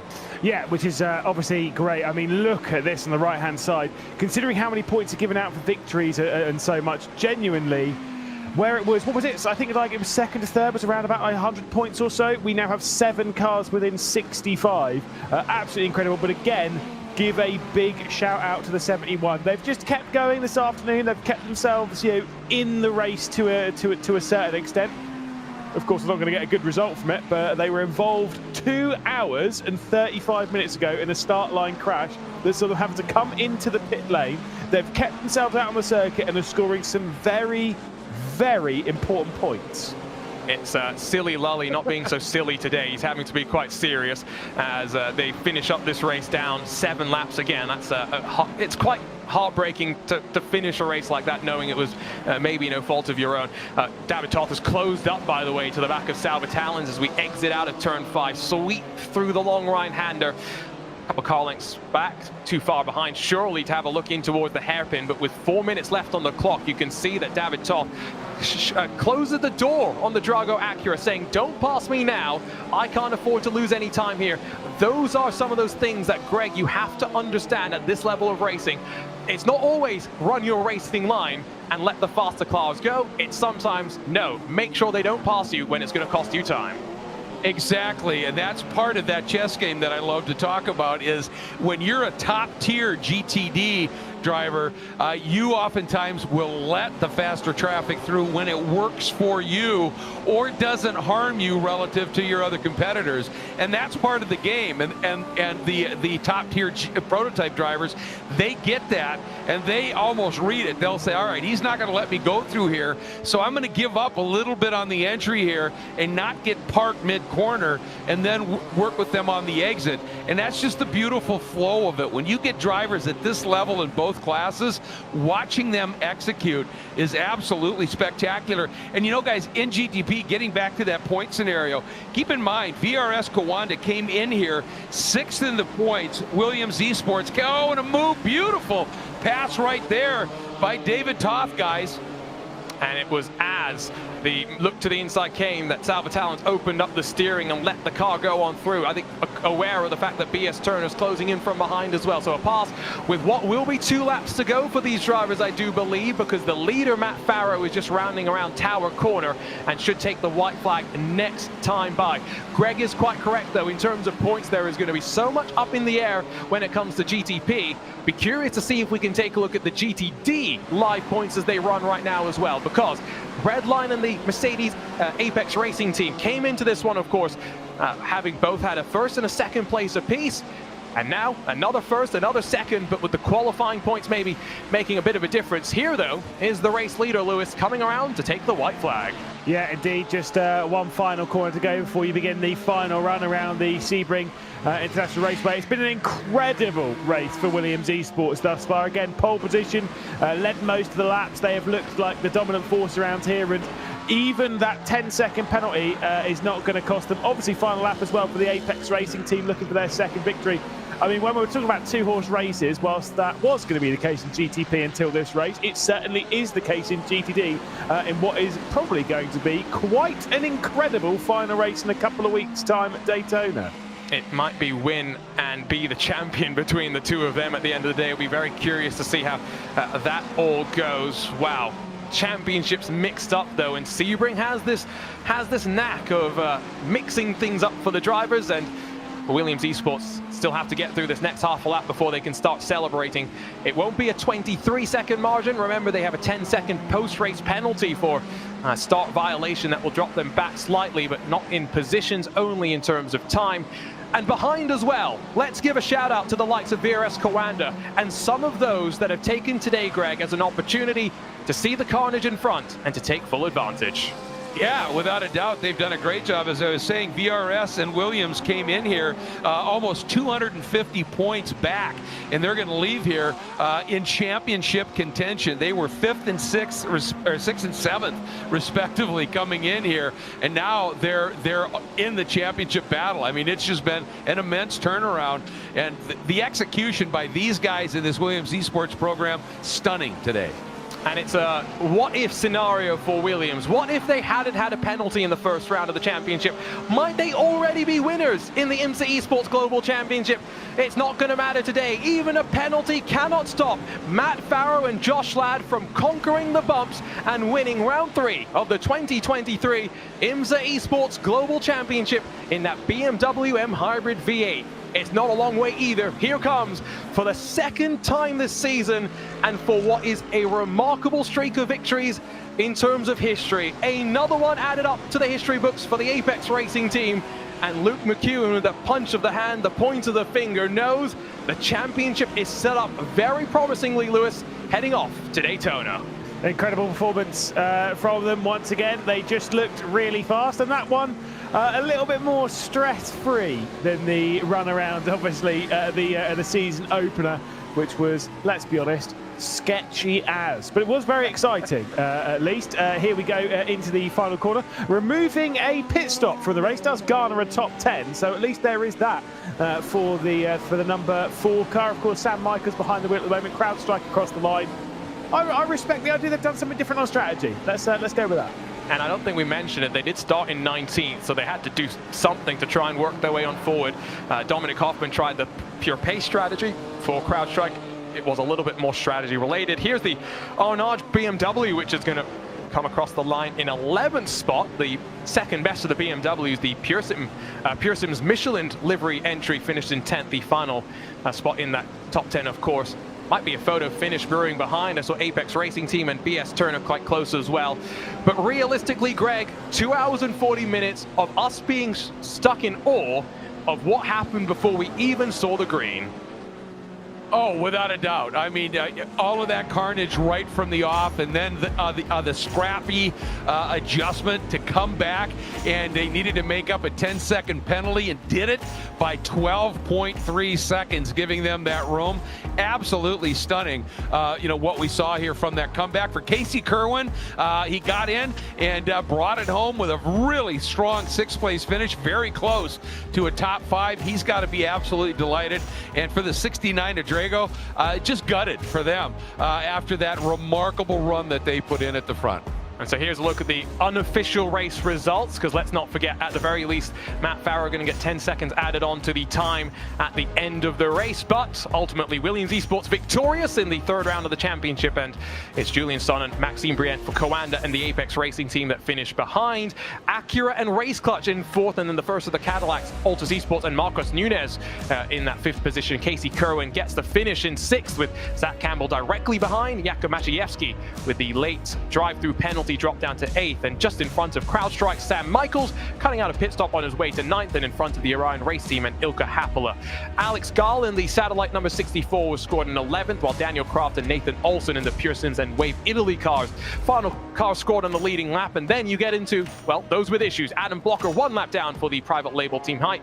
Obsidian Racing 2 laps down before a recovery drive for Chris Lullum and Diogo Pinto to get 16th in the BMW M Team Redline machine that came in the points lead today.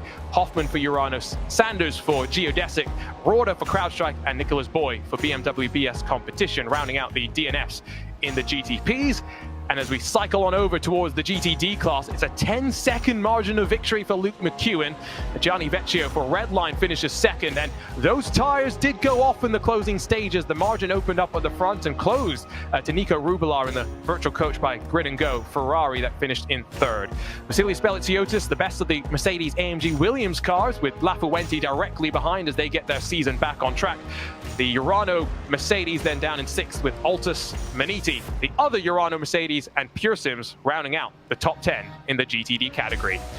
11th in class was the Arnage competition BMW that made its move on Salva Talons late in the race, with the Apex Racing Team car just finishing in front of Phil Denez by 45 thousandths of a second. Josh Thompson, Stephen McDonald, Antje Hola, and then Guillaume Levesque, the final cars on the lead lap, as Mini Guy brings our wildcard entry across the line in 17th. Great to see Lease, one of the top Canadian teams, out on display, with Coanda, Impulse, and Altus the rest of the top 20. 5 more cars would have been expected, except for Lisa's addition, of course. So it's going to be Delta Sports, Simufy, Grid and Go, Drago, Door, and the Marla teams to round out the 26 GTD machines. Let's take a look then at our IMSA Esports move of the race. And I've got to say, there's quite a few contenders for this, but I think I know what it might be. Yeah. It's the Drago racing car, Lewis, of Premysław Lemonek in the early stint of the race. I think we all thought that it was going to be this one. Let's be honest, just beautifully set up. Obviously, you can see the two GTPs ahead, the Exa and the Coanda car. But what's this Drago racing car? All eyes were on the battle up ahead. Drago Racing, Lemonek absolutely read this one to a T, straight up and under. Says goodbye to the VRS Coanda, moves his way up the order. That is an unbelievable move. High risk, high reward. And it was one of a few daring moves that the Drago camp made, and so that was a lot of fun to see. Let's, though, throw things down to our winners, where Lewis McLeod is catching up with those in GTP, Josh Ladd and Matt Farrow standing by.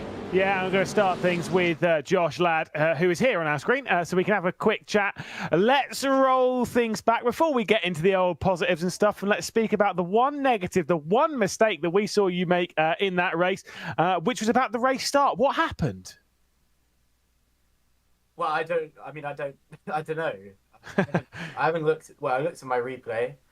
Obviously, didn't slow down intentionally or anything. There was no malice, and if I happen to cause an incident behind, I'm sorry to the people that got involved, but I didn't even notice anything. But luckily, it didn't matter because we won by 20 seconds with a 10-second penalty. Yeah, unbelievably dominant. And Matt Farrow is also here in the comms booth. And yeah, when you jumped in the car, obviously Josh had basically done most of the work and was leading. You were leading comfortably. What was it like from your point of view? It was an easy cruise, to be honest. As you say, Josh did a great job, and all I had to do was just bring it to the finish. And Josh, when you've also there's a positive one, I promise. You had a bit of disappointment in the British Formula 4 Esports Championship, not contending for the championship on that one for the second year that you've done it. But you seem like a completely different driver in IMSA. Is that down to your approach or what? What's happened there? I'm still all right in the F4 car. You were great, yes. Well, I mean, obviously the F4 is different because we knew we weren't going to compete for the championship after, the first few rounds. So I focused a bit more on the LMDH and didn't need to prep as much for the F4. But yeah, I mean, we've just got a good understanding of this car. We have a good strategy every race, and we most of the time keep it pretty clean. Matt, the championship's been blown wide open for a lot of these teams. There's been a lot of drama here at Sebring. What do you think you might be able to take in a couple of weeks' time from Daytona? Well, we'll do the best we can, honestly. We were quite down after Watkins, after what happened. So we just went into this, not thinking about the championship, and we'll do the same for Daytona and just get the best result we can. Very smart move, and like I say, a very well-deserved victory. Absolutely dominant here in round 3 of the season. Josh, Matt, congratulations on an unreal victory. Gonna have a great one. Thank you. There we go. We'll hand over to Greg, though, who's catching up with our GTD winners. And what a race they put in, gentlemen. Congratulations. Absolutely incredible performance. Alejandro and Luke doing a fabulous job. Alejandro, I want to start with you here. Obviously, you guys had a really good run in qualifying. That's always really crucial. But it just seemed that you were able to get to the front, and you guys just seemed to be able to control things here today. It looked like everybody really was locked in on strategy and really how to go about this race. Yeah, we were missing a little bit in qualifying. I don't really know how much, how we could miss that much, because I set my PB on that lap, and yeah, I didn't have anything more in that lap, but still we were missing like 3/10. Then William's pace was really, really strong, but I managed to make an opportunistic move as the traffic went around him on T1. He had a very bad exit out of T1, so I took advantage. I don't think we could have really won the race without that overtake, because as I said, their pace was super strong, like a lot stronger than ours at some times. At the end of the stint, we were stronger, I think.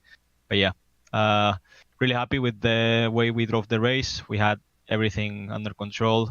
We couldn't really, I don't know if we could have double stinted tires like Redline did, but in the end it would have changed the outcome for us. So yeah, really happy with the strategy, really happy with the car, and really happy with the effort we put in, and yeah, really thankful for Apex Racing Team providing us with such a car. Yeah, I mean, you've obviously been a gun in qualifying, and the team has just been super successful. When you come to a track after 2 smooth tracks, what's it like hustling this Mercedes around Sebring? In real world, the Mercedes is just mega around here because it's so good on the bumps. Is that a real factor for you here too? Yeah, it looks to be really good over bumps, but on the low speed we were struggling a bit with understeer on the hairpin and on the corner after. And if you were not just there on the line, you would lose like a tenth every single time because of the rubber, the way the track rubber's in. There's only one possible line, so if you are outside of that line, it's completely over. But yeah, I'd say the car felt really good around here. For example, I think better than at Road Atlanta for some reason. But yeah, quite happy with it. Definitely. Yeah, well, absolutely great run by you. And let's check in with Luke here. Luke, obviously won the last few laps a lot less fraught than they were in round 1. You just sort of had yourself a little bit of room to work with.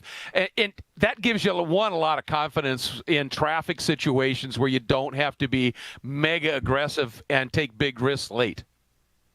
Yeah, I mean, Alejandro really just did the hard job, basically. And all I had to do was just finish it off, and yeah, I think ended up doing more than that. Obviously, we pulled out quite a big gap at the end.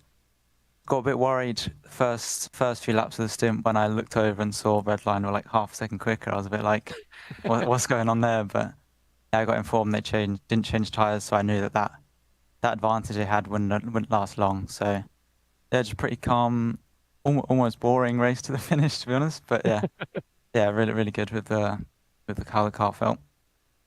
Well, you obviously were really practicing on it right up to the very last here because you didn't get a lot of time. You've been very busy. It's got to feel really good, doesn't it? To get into this car, be able to execute like that, and as you said, to have Alejandro give you a car with such good position where you could just go out and protect and drive your race. Yeah. Like I said, I can't really thank Alejandro enough. He does an amazing job with the car and in the races. So. Sebring's one of my favourite tracks. It's quite a technical track, so I was pretty confident that I'd get up to pace, and I think I found another gear in the race. So, yeah, really happy. Well, and obviously you guys came in, I think 12 points adrift of Redline.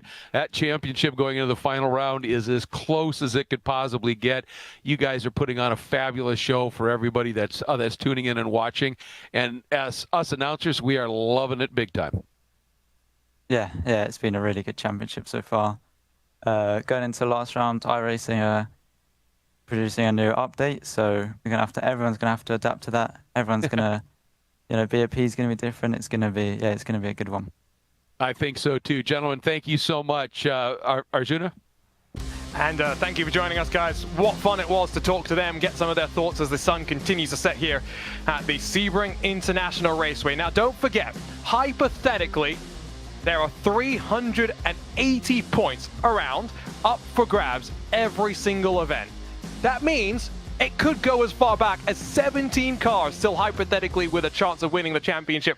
But let's be real, Lewis, 7 cars within 60 points. Daytona, a season finale, December the 16th. Boy, we're in for a fun one.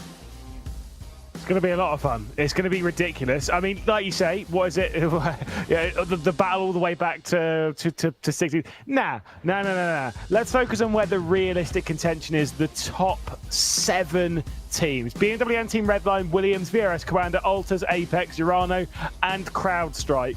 All well within contention as we head into the high banks in the GTP category.